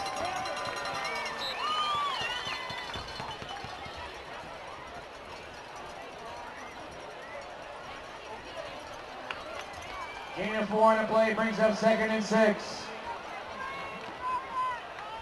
Overall tonight, other than the one big run that gave the Golden Eagles their only points of the night, of course the 70-yard run by Monroe, Grizzlies' front 7 has pretty much established their dominance here tonight, and we see it again right there. Hold the running back to a loss of 2. When Del Oro is just trying to run it straight at him, right up the middle. Dylan Cameron, the ball carrier. Front 7 is just getting a good push. Stop made by Cameron Smith. Yeah, and it reminded me a lot of the Chargers offense. They run the ball up over the middle a lot, and sometimes they get a good hole, and you know they break off that big run. But more often than not, you see that run go for a minimum of or maximum of 3 yards, and it's very frustrating to the fans to see that. Me being a Chargers fan, of course, it's frustrating to me to see them do that every week, and they don't change their game plan. And yet it happens. And same here with Del Oro. I got to think that their fans are going to be frustrated that they keep running that. Yet sometimes they get that, like that 75-yard run by Brandon Monroe. That was up the middle. They just found the hole. So it's a make-or-break play. Absolutely, Lucas. And while you're deep to receive for the discussing that, it was an incomplete pass by Zach Labar, which brings up a punting situation for the Golden Eagles, 4th and 7.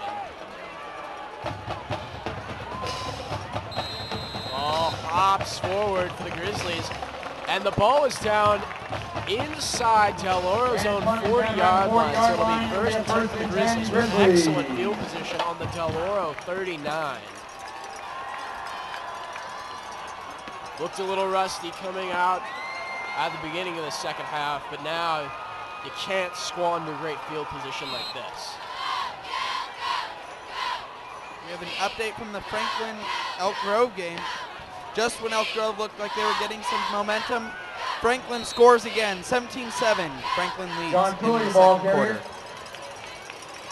John Cooley gets the handoff on first and 10.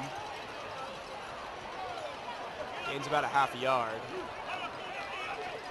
Kenny Woods is credited It'll be with the second tackle. No and gain on the 10 play, for second and Grizzlies. 10.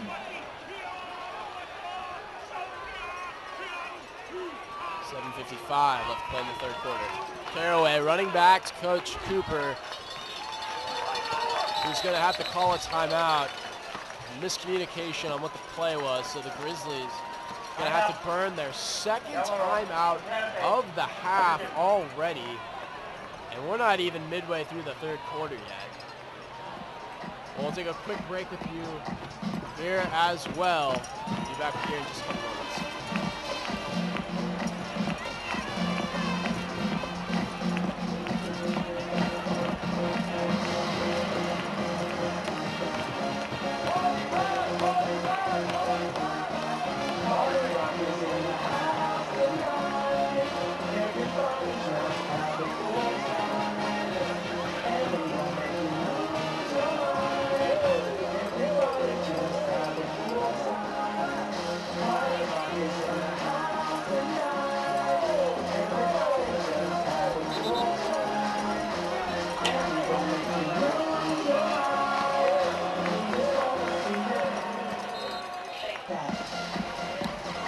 Second and 10 for the Grizzlies. On the Del Oro 40. One man wide to the right. Cooley punches in the back. Play action. Caraway slinging it. And pass interference all over that play. That is an easy call. Tony Ellison would not have made that catch either had the DB just laid off him, but the DB got tied up with Ellison as Ellison was trying to get to the ball. As a result, it's going to be a pass interference penalty against the Golden Eagles. And that was Mark Ellis on the catch, who was pass interfered with.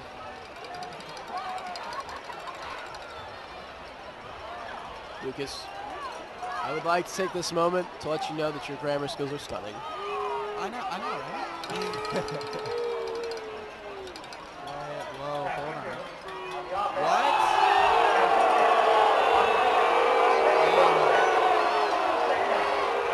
Call it the other way. It is offensive pass interference.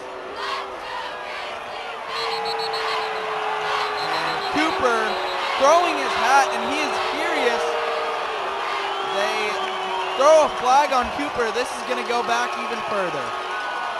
And he should be, I'm surprised he's not out there in the middle of the field yelling at the ref, because that is a horrible call. Well, we saw him go on a tirade last week against Rockland. They got the Grizzlies a 15-yard penalty. Here again, we see him go on another tirade. As it turns out, though, it does not appear that the penalty is against Cooper. Instead, it's a sideline warning, but I'm sure it has something to do with Cooper. Yeah, I think it's because he came onto the field, and we didn't get that last week. There was no sideline warning called, so. It was just an instant 15-yard personal foul, which was part of the controversial reffing of last week. Lucas coughing up a hairball. Ty's ankle getting wrapped. He is out of the game. Yeah, and he probably won't come back in for the rest of this one, but he probably won't be out.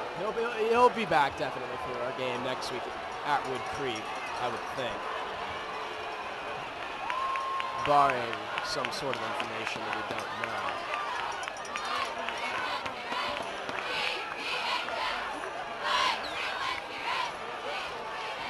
So after all the extracurriculars, it appears that it's going to be 2nd and 10 for the Grizzlies at the Del Oro 40. We have another stoppage in play as Casey Taylor, the Golden Eagles head coach, wants an explanation.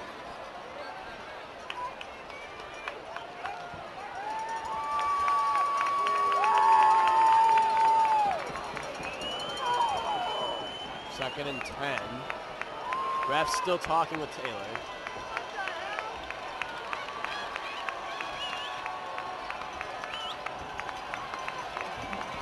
Where's the sideline warning for Del Oro? Taylor seems fairly angry that that wasn't a personal foul against Cooper, and Cooper now is wondering why Taylor isn't getting a sideline warning. So really, this is just turning into a coach's battle. Refs seem to have satisfied Taylor. So they're coming back onto the field, and we should see play resume here. Well, by all accounts, this is a big matchup between players as well as coaches. I mean, when you talk about great coaches, these are two of the best in the section. Well, yeah, and the great thing is that even though it's a rivalry game, Taylor and Cooper are actually very good friends. You know, it's been well documented. They are great friends. They have a lot of respect for each other. And despite the fact that these teams definitely have one of the most bitter rivalries really in the state of California, they still are, you know, fairly friendly off the field to a point. Not well, really. The coaches are. Not really. Coaches are. You can't say the same for the students. You know there's a rivalry. Neither school really likes each other. But, you know, that's to be expected with rivals. That's part of the fun of good old-fashioned rivalry. 2nd and 15. And that pass is complete to Mark Ellis. We're going to have a hold now on the Grizzlies. That was a fairly easy call. Pass complete to Mark Ellis. There is a flag on the play. And this one's going to come back another 10 yards.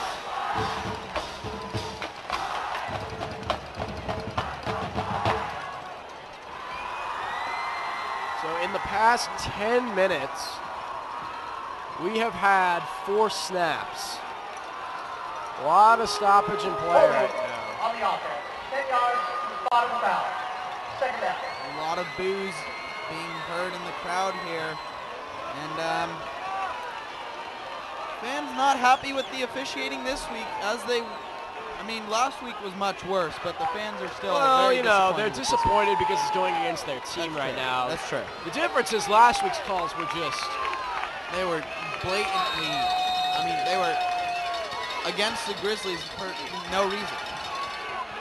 Caraway. He's going to run with this one. And he cuts out at the 40. Caraway with the keeper. And that'll be a gain of 4. So it's going to be 3rd and 26 for the Grizzlies. Quite a ways to go.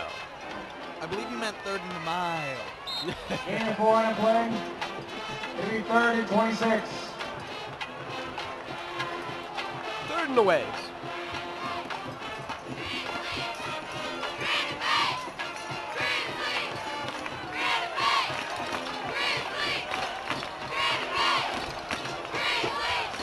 They're going to run it on 3rd and 26, and Cooper, like he's done in the second half of games all this season, goes right back to the conservative play calling, not wanting to throw it on 4th and 26. He gained 2. 4th down. So it'll be an obvious punting situation for the Grizzlies. And so far, the second half has been completely scoreless. Caraway in punt formation for the Grizzlies. On the road, deep to receive for the Eagles.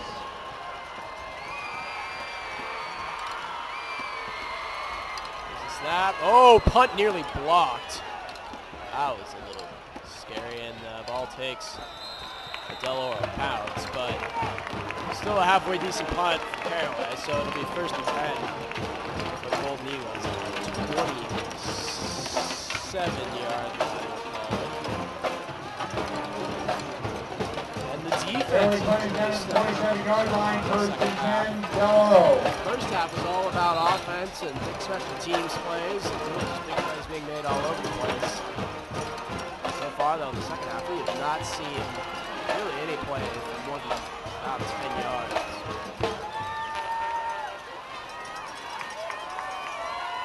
First and 10 for the Golden Eagles. And they're on a stretch. Monroe, and Monroe. Brandon Monroe, the ball Taken carrier. down for a minimal gain of 1. Tackles made by Another Cameron great Smith. play by Cameron Smith, and that is his 7th tackle tonight. Racking him up. Gain of 1 on the play, it'll be 2nd and 9. He is far and away the leading tackler on this team. 91 total tackles for him this season. The next closest is Mason Conan with 54. Did we mention he's a sophomore? 2nd and 9, halfback draw. And the Well, Grizzlies that doing a ball much carrier. better job of defending that play. Tackles made by This game, as Tyler well as last Arneson. game against Rockland, they have definitely improved Gain of 3 on the play, in brings up 3rd and defense 6. in terms of the draw. Yeah, and that's for sure. I mean, I recall that always comes back, that Vacaville game, where they just killed us with that halfback draw, and it's good to see that we've tightened down on that. Getting back to Cameron Smith, did we also mention that he was the starting quarterback for the freshman team last year? As you say that, Zach LeBlanc completes a pass. Sorry, pass complete to number 10, Iowa Kyle Wells. tight end. There's the big play. Tackles made by First Grant big play Powers. of the second half. And that one is good for a monster game. Gain of Tight 35 end on the got play, over first down the down, seam. It Eagles. was had a favorable matchup against the linebacker, and picked that one out pre-snap and hit him right over the middle. And the Golden Eagles inside Granite Bay territory for the first time tonight. Their only touchdown came from 75 yards out, so this is actually the first time they've been in Granite Bay territory tonight. A flag, first and 10. And it's going to be a false start, and they're slowly moving back out of Granite Bay territory. So, ball will be moved back to the 38. Score still Grizzlies 21, Golden Eagles 7 with 4:45 left playing the third. Two wide to the left. Monroe in the backfield. Here's the snap. And off to Monroe. And Monroe tripped up right at the line of scrimmage. Long ball carrier. Who other than Bo Hirschberger? One of the big three in the Grizzly linebacking corps. Dropped on the play by Tyler Arneson and Tony Milo. And the only reason he's not, number 1 or number 2 in tackles is because he tends to either play the line or drop back in coverage. Never really does that linebacker blitz spot. Second and Excuse me for my bumbling mouth. you're wonderful, man. Almost another big completion from Zach LeBar. He's Sorry, looking for pass Michael attempt, Moore. Michael Moore incomplete. That one luckily falls incomplete for the Grizzly defense, so it'll be 3rd and 15. Tony Milo provided the coverage on the play. Tony Milo. It'll be 3rd and 15. Well, and the thing is that it's fairly agreed upon that Hirschberger is one of the better linebacker college prospects on this team. Cameron Smith, I'm sure, will get a lot of scholarship looks too, and he's a senior. But he's only a sophomore, so he's still got a ton of time to go. Yeah, but we got 2 college-level linebackers on the team. That definitely helps matters. Here's the snap, the ball, in trouble, and he's going to be sacked. That is unnecessary. And then there are going to be flags thrown Sorry, sack on the play by number 57, Vince Milo. for roughing the passer. Flags on the play. Cooper says it's going to be a hold. No, that was a late hit. Bo Hirschberger came flying in late, hit the quarterback while he was already on the ground. That is unnecessary. I'm not sure I agree with you on that. I mean, I understand what you're saying from the coaching aspect, and you want to go out and stomp on their throat and not let them breathe. But when it's the rules, you got to follow them because the refs will call that, and you know, that goes from a 3rd and long to now a very manageable 3rd and 7.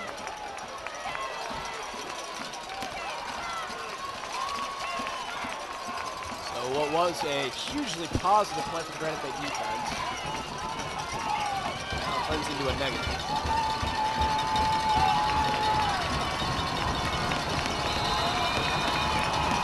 Third and 7. And another stoppage in play. Del Oro will take their first time out of the half. Possibly the crowd noise getting to them. Yeah, crowd very loud here at Granite Bay High School. Del Oro has 2 timeouts left in the half. Grizzlies have 1. So, interestingly, 3 of the 6 timeouts awarded for the second half of this game have already been used.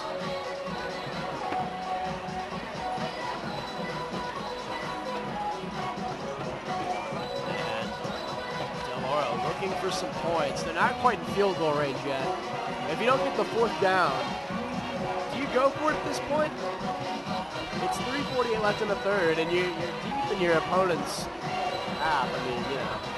I gotta say, you know, if I was a coach, I would go for it. But of course, we are missing Coach Kyle tonight as he is on leave for work. But I will try to contact him and see if I can get Coach Kyle's outlook on this.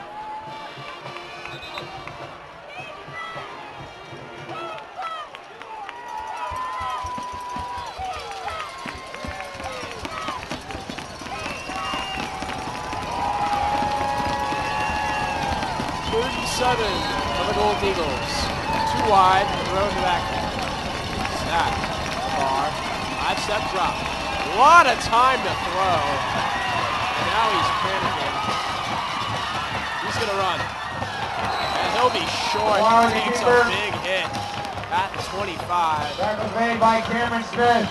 Cameron Smith. The LeBron of the Grizzly linebacking big 3 makes that play to make it 4th and 2. 85 on the play, 4th and 2. And it looks like the Golden Eagles are going to go for it.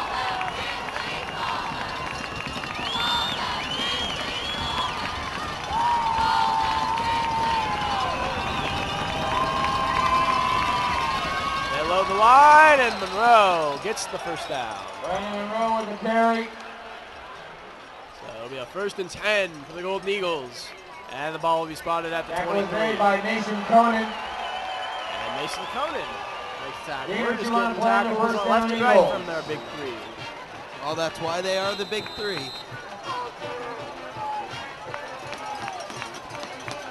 So we're inside of 3 minutes here in the 3rd. And the Golden Eagles nearly in the red zone. 1st and 10 on the 23. 1 wide receiver to the left. Tight end in motion to the left as well. Monroe in the backfield. Loop the snap. Stretch play to the left. Monroe the ball. Big takedown there. Dylan Cameron had nowhere to go on that play. And Cameron Smith gets another one. 9 tackles now tonight. We're not even through the 3rd quarter yet. We have an update from the other Elk Grove showdown we have going on tonight. The battle between Oak Ridge and Ponderosa. Oak Ridge has just scored. They are now up 20-17 in the 3rd quarter. 2 wide to the right for Del Oro on 2nd and 10 with a flag again. Delay. Offense. Delay again against the offense. And they'll take 5 steps back. 2nd and 15 now for the Golden Eagles.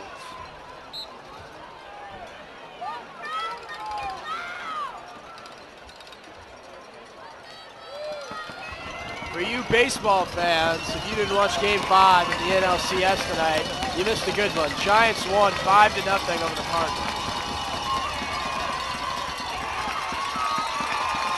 Mark running the ball here. 2nd and 15. Tackle made by Luke Jarvis. Golden Eagles give the ball around right guard to Mark Leverin. And he picks up 3. Gain of 3 So on the it's going to play, be 3rd and 12. And a big opportunity for the Grizzly defense to make a big stop. Needless to say, this is definitely in Skylar Rand's field goal range. The bar. going to tuck it and run. And he takes another shot. That's the second big shot to the head he's taken tonight. Yeah, and I don't know if that was necessarily a good call by Zach Labar, as he set himself up to get hit there. Fourth and 11. I mean, you can't do that as a quarterback. That's why Grant Caraway, he's taken both his run, or a lot of his runs to the outside, just in case if he needs to, if the danger gets hot, he can run it out of bounds. But dangerous play there by the quarterback. One of the two big boots on the field to attempt a 41-yard field goal, and Skylar Rand hits the crossbar. Just short. And the Grizzlies get the ball back on downs. So it'll be 1st and 10 for the Grizz on their own 20-yard line. Under a minute to play here in the third quarter. They're still up by 14, 21-7.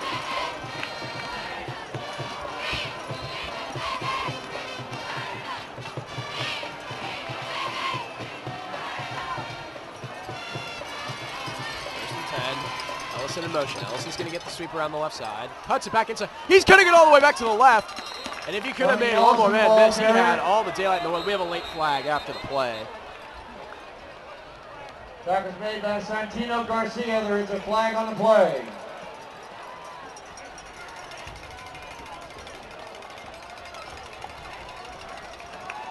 There'll be a face mask call against the Golden Eagles. So the ball will be moved to the 31-yard line. And it'll be a face mask call against the Eagles. First down. 5-yard penalty. Grizzlies. No, it's going to be 2nd and inches. Interesting setup there. No, they're moving the chains out. It's going to be a first down. Ball on 31. Ellison in motion. There's a snap. Direct snap. Caraway is going to run again. Tries to make a man miss. Grant Caraway gets with held the up at the line of scrimmage. Game 2, though. Tackle made by Dylan Kainrev. Unit 2 on the play. It'll be 2nd and 8. On our KCRA3 live wire, we have somebody tweeting from this game as well, and they about summed up that last drive with this tweet here. They said, Del Oro misses 41-yard field goal after 223-play drive with about 453 penalties. That's the end of the third quarter. Grizzlies 21, Eagles 7. Pretty much, yeah. That was how the third quarter went. A lot of stoppage in play, and that third quarter lasted pretty much for an eternity. Nevertheless, we have managed to inch our way to the end of it, and after 3 frames of play, Grizzlies still up by 14, 21-7, as the third quarter was completely scoreless. And we now head to the final and deciding quarter of play. Grizzlies currently have the ball, 2nd and 8, and with a 14-point lead, 21-7. And if they can keep running the ball and stopping the run like they have, then they should have no problem holding on to this lead for the rest of this ball game.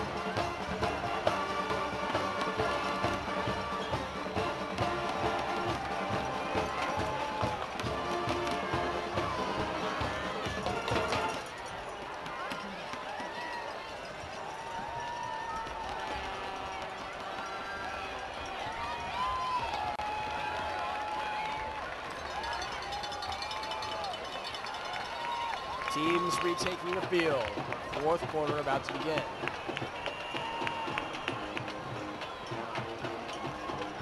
And 2nd and 8. Grizzlies come out in a 3-wide set. 4-wide set, actually. Ellison gets the sweeper on the left side. And that was the block of the year right there. Johnny Cooley absolutely depleted one of Del Oro's linebackers. And even though Ellison did not pick up very many yards on that play, that block just lit him up. I don't see the style points and the top play points on the scoreboard. I think we need to get that category added onto our scoreboard. Oh, I see it. Grizzlies 200, Eagles 10. And Johnny Cooley puts another big hit on an attempted tackler. And picks up a solid chunk. That's a gain of 3 yards. Second and 7. So it'll be 2nd and 7 upcoming for the Grizzlies from their own 47. And spurred by the hard-hitting Johnny Cooley, this drive has gotten off to a good start.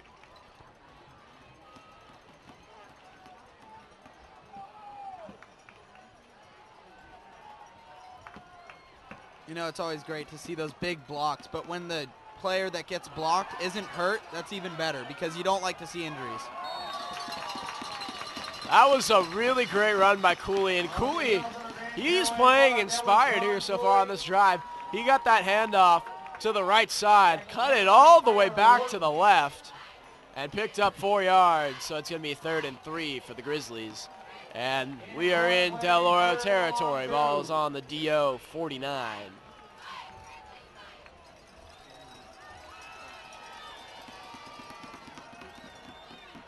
Ten minutes to play here in the 4th.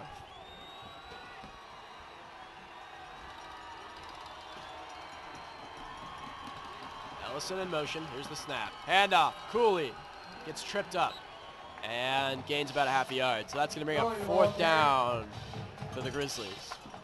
And as has been customary, I would look to Cooper to punt this one away. He's typically been pretty conservative late in games this season, as we've seen on multiple occasions, particularly in the Rockland and Pittsburgh games, and that is exactly what he will elect to do. The punting unit is on the field.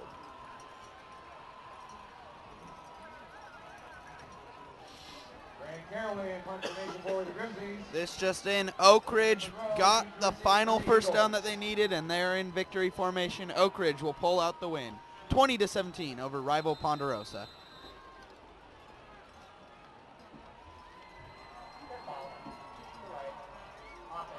Delay of game penalty against Granite Bay. Makes it 4th and 7. Ball on their own 47 now. Caraway in punt formation.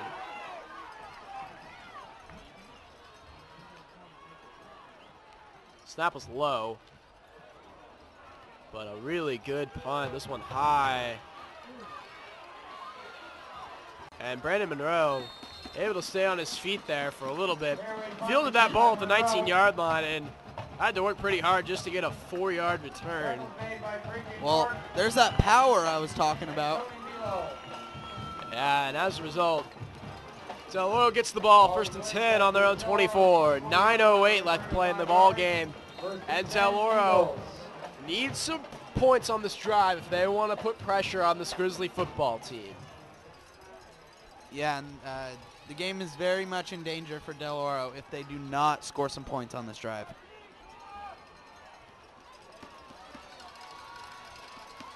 Too wide to the left. Monroe in the backfield. Here's the snap. Stretch to the left, and Monroe is going to be stopped for a loss of half a yard. 2nd and 10 coming up for the Golden Eagles. And Cameron Smith makes the tackle. That is now 9 straight tackles made by the Big Three. Well, that just proves what I've been told about this Grizzlies defense, is that their defense, and I've said it time in and time out, that their defense is designed to get the linebackers tackles, and that's what we're seeing here. Play action from Zach Labar on 2nd and long. And oh, the ball is dropped. Danny Becker would have had a touchdown for Del Oro had he caught that, as Aaron Knapp, the safety who was covering him, went for the interception, but he just let it slip right through his hands. So it'll be 3rd and 11 now for the Golden Eagles. Well, on paper, that's 2 drops for Danny Becker now, but really that was his first drop. This first one that he dropped, in actuality, was overthrown and just glazed his fingertips. So it technically counts as a drop pass. 3rd and 11, Labar is rolling to the left, and it's going to be sacked. Bo Hirschberger. Another big He's a play. linebacker, right? Here, let me check. Oh, yeah. He is. So, big loss on the play makes it 4th and 13 for the Golden Eagles, and Skylar Rand in punt formation once again. Tony Ellison back deep to receive. Well, in the marquee matchup, the Elk Grove Showdown, Franklin of Elk Grove stays unbeaten with a 17-7 win over Elk Grove. And Skylar Rand's punt is downed at the Grizzly 44-yard line, 7:38. And all the Grizzlies have to do now is burn that clock to put a serious blow into Del Oro's playoff hopes. If they were to lose this game, they would be 3-5 overall in the season, one more loss, and they would have to get very lucky to make the playoffs. Well, this is where Coach Cooper can be very conservative and not be criticized for it. They're going to hand it off to Cooley. Cooley spins away from one and keeps trying to make men miss. And he fumbled the football. And he tried to do too much on a broken play. No word yet if it is actually a fumble or if he was down by contact. This is going to be a fumble. Okay.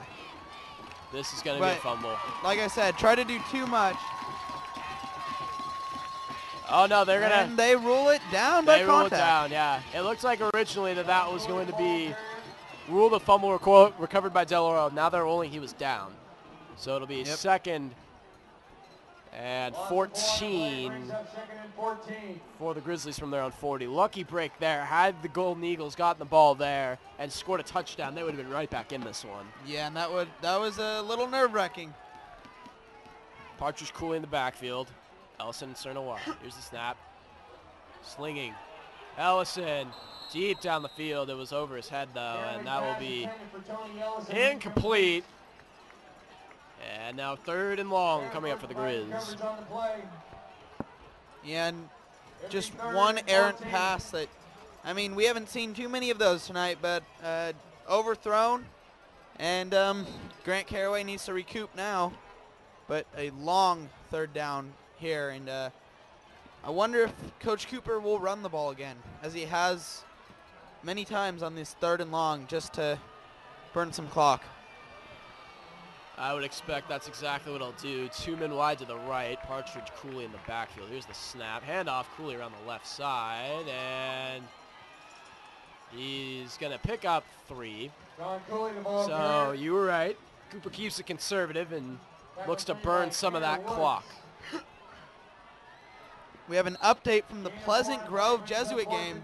A game that many thought would be a huge blowout for Pleasant Grove. Wasn't that way at halftime. It was 21-18. Jesuit was leading Pleasant Grove. But Pleasant Grove has slowly pulled away, and they are now up 38-21 with 42 seconds left in the game. They scored 20 unanswered points. Caraway's punt skies out of bounds, and Del Oro will take over 1st and 10 with 5:55 left in the game from their own 34. Nevertheless, other than the one big play tonight from Brandon Monroe, Golden Eagles have not been able to get very much going at all. Got to give a lot of credit to the Grizzly defense, and especially the linebacking core. 10 straight tackles and a sack from Bo Hirschberger. Well, not just Bo Hirschberger, that was kind of confusing. By the big 3, which is our linebackers.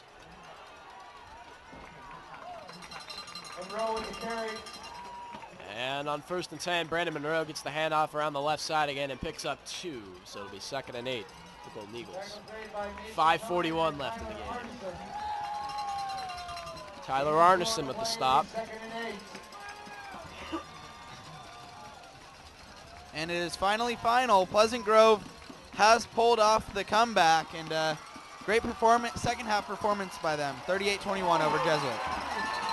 And the Grizzlies get another sack. That's huge. And Cameron Smith gets the sack.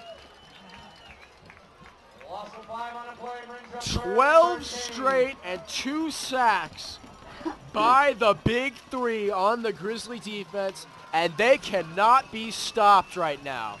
3rd and 13 for the Golden Eagles. Here's the snap. LeVar slings it. And excellent coverage! Downfield, Aaron Knapp, the free safety, put an absolute smack on Michael Moore. So it'll force another punt from the Golden Eagles with 4:49 left in this one. And that is a 3 and out. Well, that was one of those make or break plays where either the receiver catches it and like hangs on as you hit him, or as we saw there, the defender put such a big hit on him that he can't, there's no way he can hold on to that. Aaron Knapp, fair catches Skylar Rand's punt at the 44 yard, 39, 44. That's, are we on the plus or minus side on the 40? We are on the minus side, so it'll be the 39 yard line. Well, in another game that nobody, and I mean nobody, expected to even be close, Placer beats Lincoln 10-7. That is pretty shocking. So Placer does stay Undefeated. On a winning record this season. Here's a snap, handoff. Right up the middle, that's to Mike. Oh, no, that's Partridge. Right up the middle. And Partridge picks up a nice chunk. Brandon Monroe with the tackle on that play.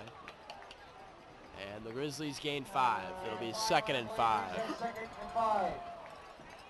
Grizzlies just need a long, sustained run-based drive here to burn the clock and get the win.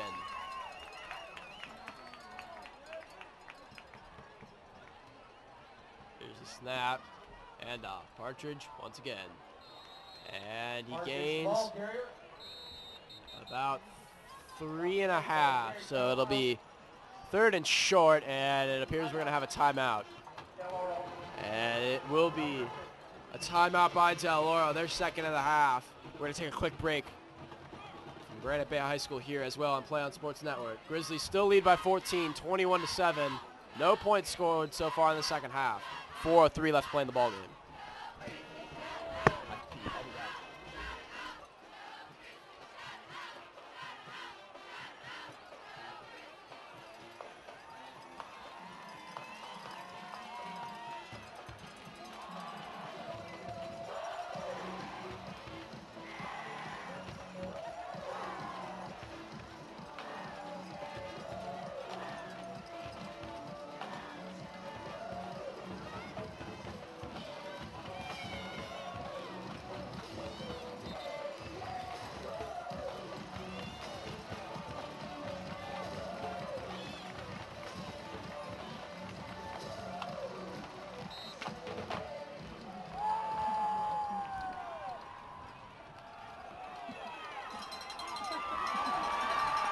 And we were having a little bathroom break for Neil Martin, and big run there by Grant Caraway. Not quite sure on the final total yet, but it appears to be about a 31-yard pickup on that quarterback keeper that we have seen from Grant Caraway all night. And he's been running it effectively.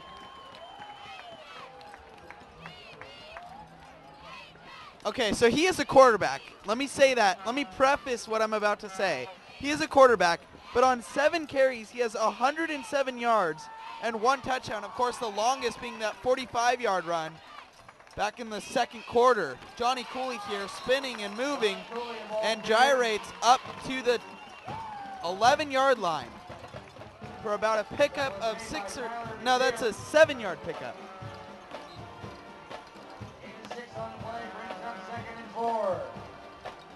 Thank you to our statisticians. We have a cooperative effort here. Weston Holt and Matt Iwahiro working on both offensive and defensive stats tonight. What happened?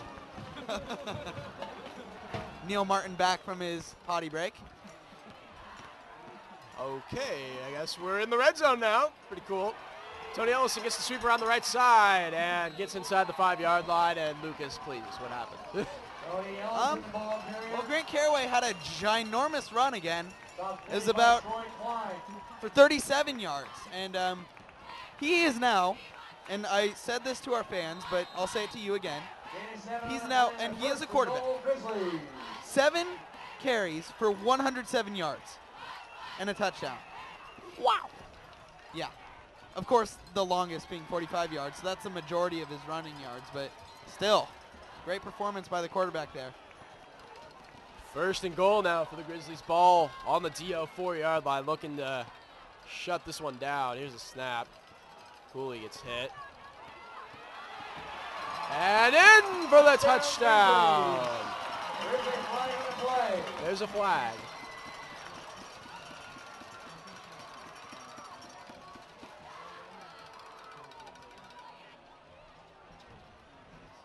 It's going to be an illegal hands to the face penalty, it looks like. It's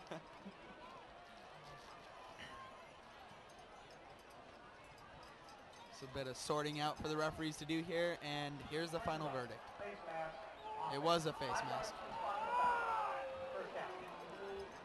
Don't know if I agree with that call, but that is what he saw. So like we said earlier in the game, Tony Ellison has had 7 touchdowns called back because of penalties this season. They now have 9 overall in the season, all offensive players combined. 9 touchdowns called back because of penalties this season. That's a pretty good ratio for Tony Ellison, 7 out of 9. Still, not any way you can make that stat positive. First and goal now for the Grizzlies from the 11-yard line. Partridge is going to get the handoff up the middle on first goal and gains 3 to the 8-yard line. And Del Oro is going to take a timeout with 2:12 left in the ballgame. That's their last of the game. We will also take a short break as well, and we will be back with you here in just a couple seconds in Granite Bay High School.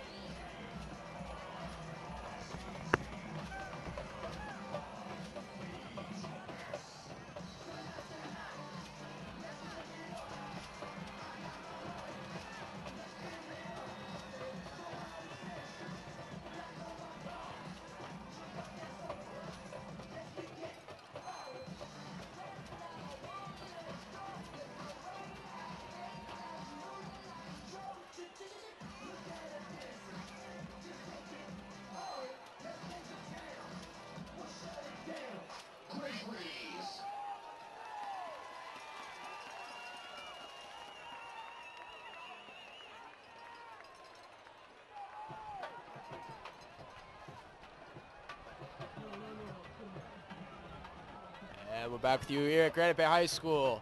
2:12 left to play in the ball game. Grizzlies still lead by 14, 21-7. That's been the margin since into the first half. And the Grizzlies currently, though, in the best position to score they've been in the second half. They have the ball second and goal on the 8. We have an SFL update. Nevada Union is leading 38-6 over Roseville in the third quarter. Nevada Union looking pretty strong, and many people thought they were going to be contenders for the SFL early in the season, but suffered a setback. And a flag is thrown on Ernie Cooper, trying to get the ref's attention about something, and he went out onto the field because they wouldn't pay attention to him, and now he's getting a flag for that. That'll be a 15-yard personal foul penalty if it is called.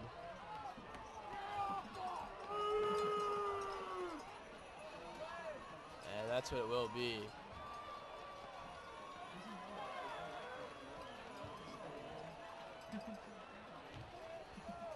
So that's going to move the Grizzlies way back. So it's going to be second and goal, but from a mile away now. Ball at the 23 where it currently sits. And Cooper is fairly pissed off. His fellow coach is trying to calm him down.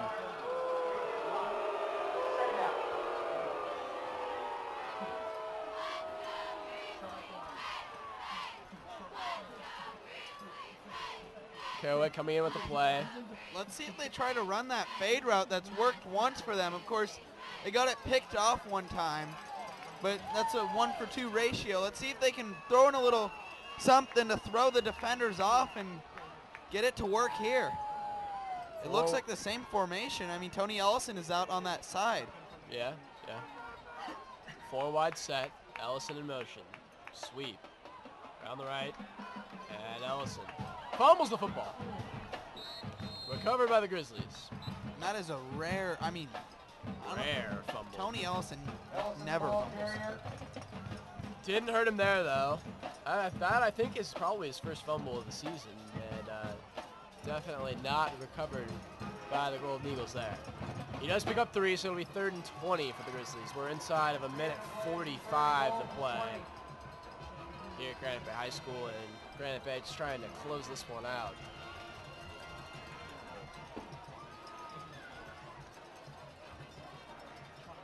And it appears that there's not going to be enough time left for Del Oro as they are down by 2 scores and the clock keeps ticking.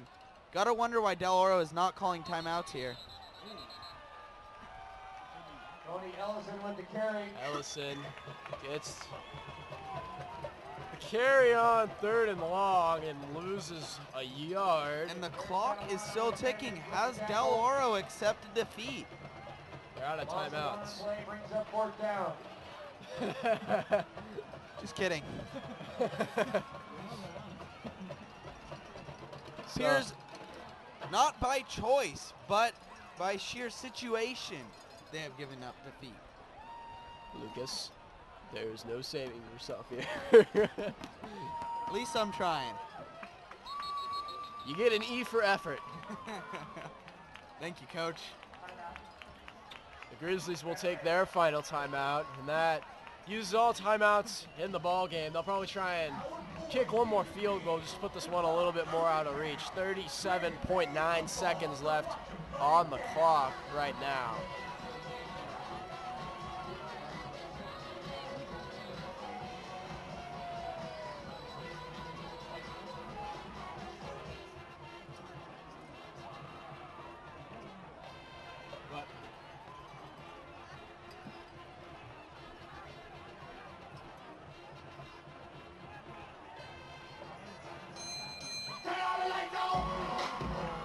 Granite Bay.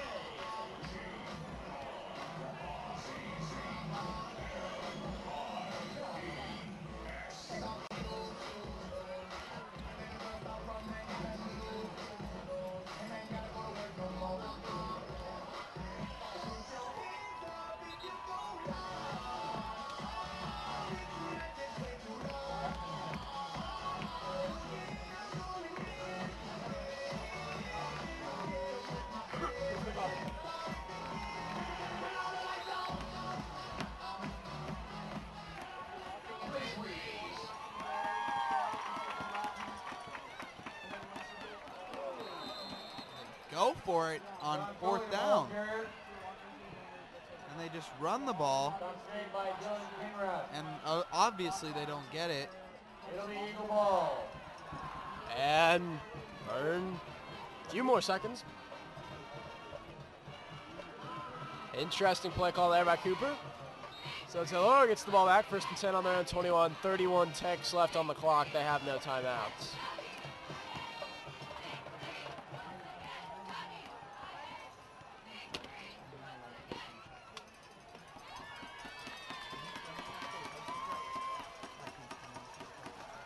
Here's the snap, LeBar scrambling around. He's gonna run. He's at the 25, 30, and taken down. And that should be the end of the ball game. They have no timeout, so they're gonna have to hurry to the line. He did get a 1st down, so that stops the clock momentarily. 1st down, Eagles.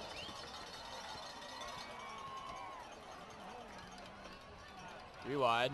Here's the snap. LeBar in trouble again. He's gonna run again. And he makes it out of bounds, it would appear. Gains 1, 8 and 4:10 seconds left on the clock. Cameron Smith, a name we have heard more than enough of tonight, makes the stop.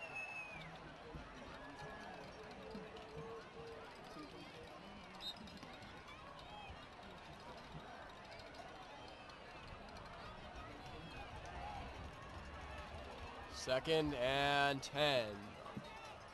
The bar with a 3 wide set. Here's a snap. Slings it over the middle. And finds number 8. That's Tyler Meter. Ladies and gentlemen, we invite you to stay tuned for our post-game show.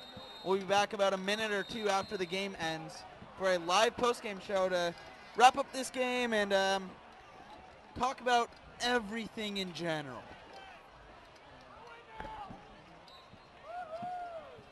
The bar spikes the ball. 1 second left on the clock. They're going to take one last shot at the end zone here. They're going to try for the 14-point play. I don't think that's ever been done, Neil. And Del Oro looks like they will not be the first to do it. Knapp intercepts it in the end zone. It'll be a touchback, and the game is over. Grizzlies beat their rivals, Del Oro. The Tribe storms the field. This is the first GB win over Del Oro in varsity football, and this is big.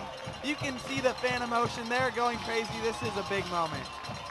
And, of course, we are taking a little pride in this win also, as this is our first win that we have seen over Del Oro in varsity football, so it's good to see. Well, we've been in school here, yeah, and, you know, it's great your senior year to finally see the GB varsity team get a win over the DO varsity team and really put a huge hit on DO's playoff hopes. Final score here from Granite Bay High School, Granite Bay Grizzlies 21, Del Oro Golden Eagles 7. Grizzlies record improves to 5-3 on the season and 3-0 in league. Del Oro drops to 3-5 and 2-1 in league. We invite you to rejoin us for our post-game show here in just a few minutes. But until then, I'm Neil Martin with Lucas Carlson, and we hope you've enjoyed the game tonight. Talk to you in a couple minutes.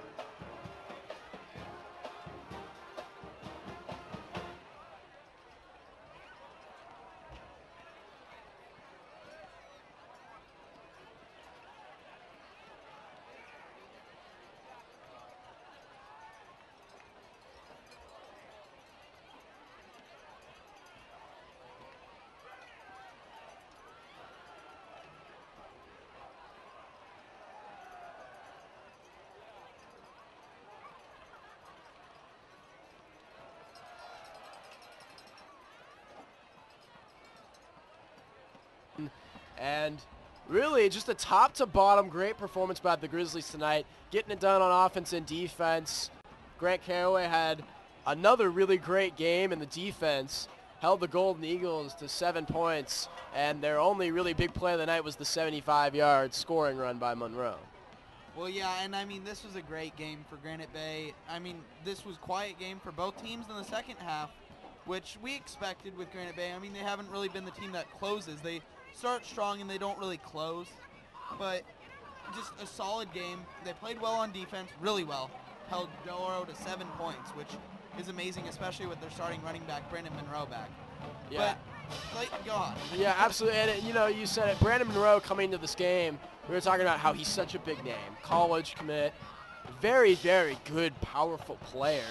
And the Grizzlies just out-hit him tonight. I mean, we saw them take him down for at least a dozen tackles for loss, and Grizzly linebackers just shut him down, as they've done with several big names this season. You mentioned Justin Davis during the game, Lincoln of Stockton's running back who's committed to USC, who's a very, very good player.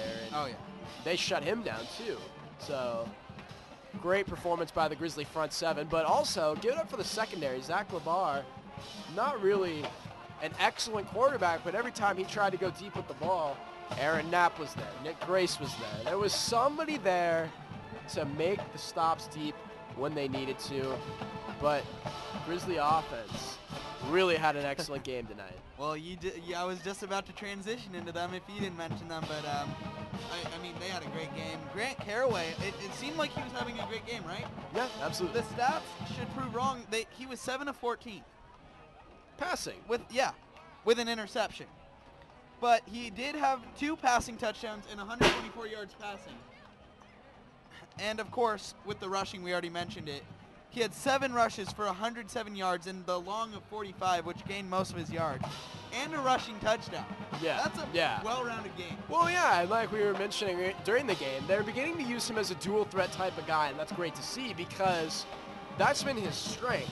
When I played with him in junior high, and when I saw him play early on in freshman and sophomore year, he used his legs. They allowed him to do that, and early on this season, they haven't really let him use his legs a whole lot, so it was great to finally see them utilize his running ability tonight, and I think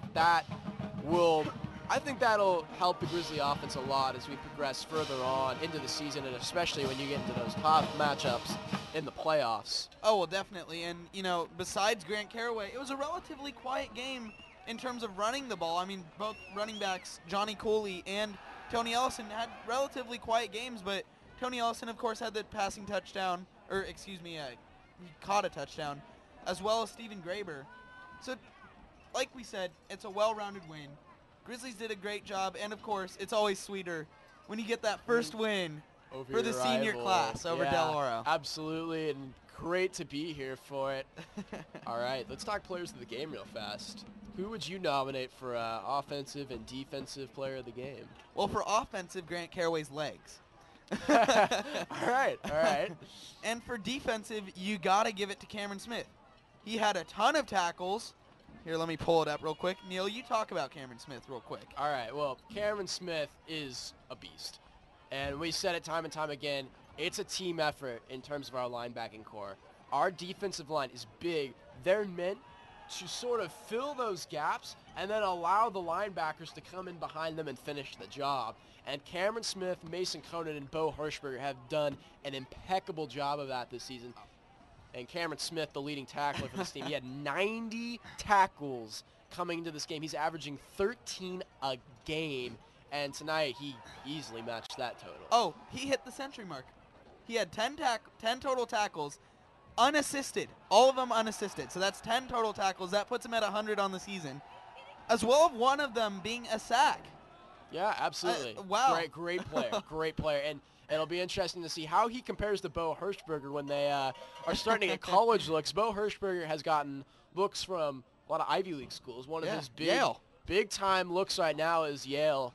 And it'll be interesting to see how when Cameron Smith turns into a senior, being at the level he already is. He's scary good. And like we mentioned during the broadcast, we've said this a couple of times during the season, he was the starting quarterback for the freshman team last year, transitions to a linebacker, and it doesn't look. He looks like he's been playing linebacker. He his hasn't whole missed a life. beat. He hasn't missed a beat.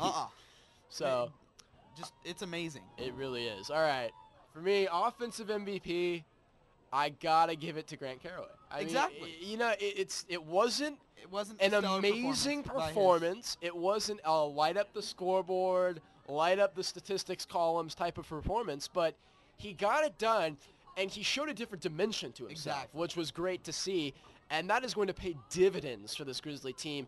And on defense, I got to go with Cameron Smith too. Yeah. I mean, without a doubt, best defensive performance tonight. And the scary thing is 10 tackles and a sack for him. That's one of his more mediocre performances yeah, I mean, this that's a season. quiet game for him. So he still played scary good, however. And yeah. All right, between the two, who's your MVP? You got to give it to Grant Caraway because, I mean, the defense did a great job, but that was more of a team effort on the defense. Grant Caraway really, I mean, he accounted for all 3 touchdowns. I'm going to have to give it to Cameron Smith. Okay. Because look at this game. Other than the big run, which was a totally blown play by the defense, they played great. Without that play, it would have been a shutout. And Del Oro was in Granite Bay territory twice. Yep. The whole game. They crossed the 50-yard line twice. They were in the red zone once on offense. So they really weren't able to get anything going. And when you have a running back like Brandon Monroe and you get pushed around by a defense like that, I got to, without a doubt, give it to Cameron Smith as well as the rest of the defense. Yeah, and it really was a team effort on defense, and you can't say it enough how much of a team effort this game was and how much of a well-played game it was. I mean, just in terms of from a fan's point of view, you got a great game here. Yeah, absolutely, absolutely. All right, that's going to wrap it up for us here from Granite Bay High School. Final score, once again in this one, Granite Bay 21 and Del Oro 7. Grizzlies get the win, improve to 5-3. Golden Eagles drop to 3-5. Our MVP of the game was a combination of Cameron Smith and Grant Caraway. And join us next Friday for our broadcast at Wood Creek High School for our 4th league game this season in the SFL. And that's going to do it for all of us here at Granite Bay High School on Play On Sports Network. For all of our guys down in the trailer, our supervisor, Mr. Wyatt Camp, our statisticians, Matt Iwahiro, and Weston Holt, who did a great job tonight, and my partner, Lucas Carlson. We're going to sign off here from Granite Bay High School. Have a great weekend, Granite Bay fans. Good night.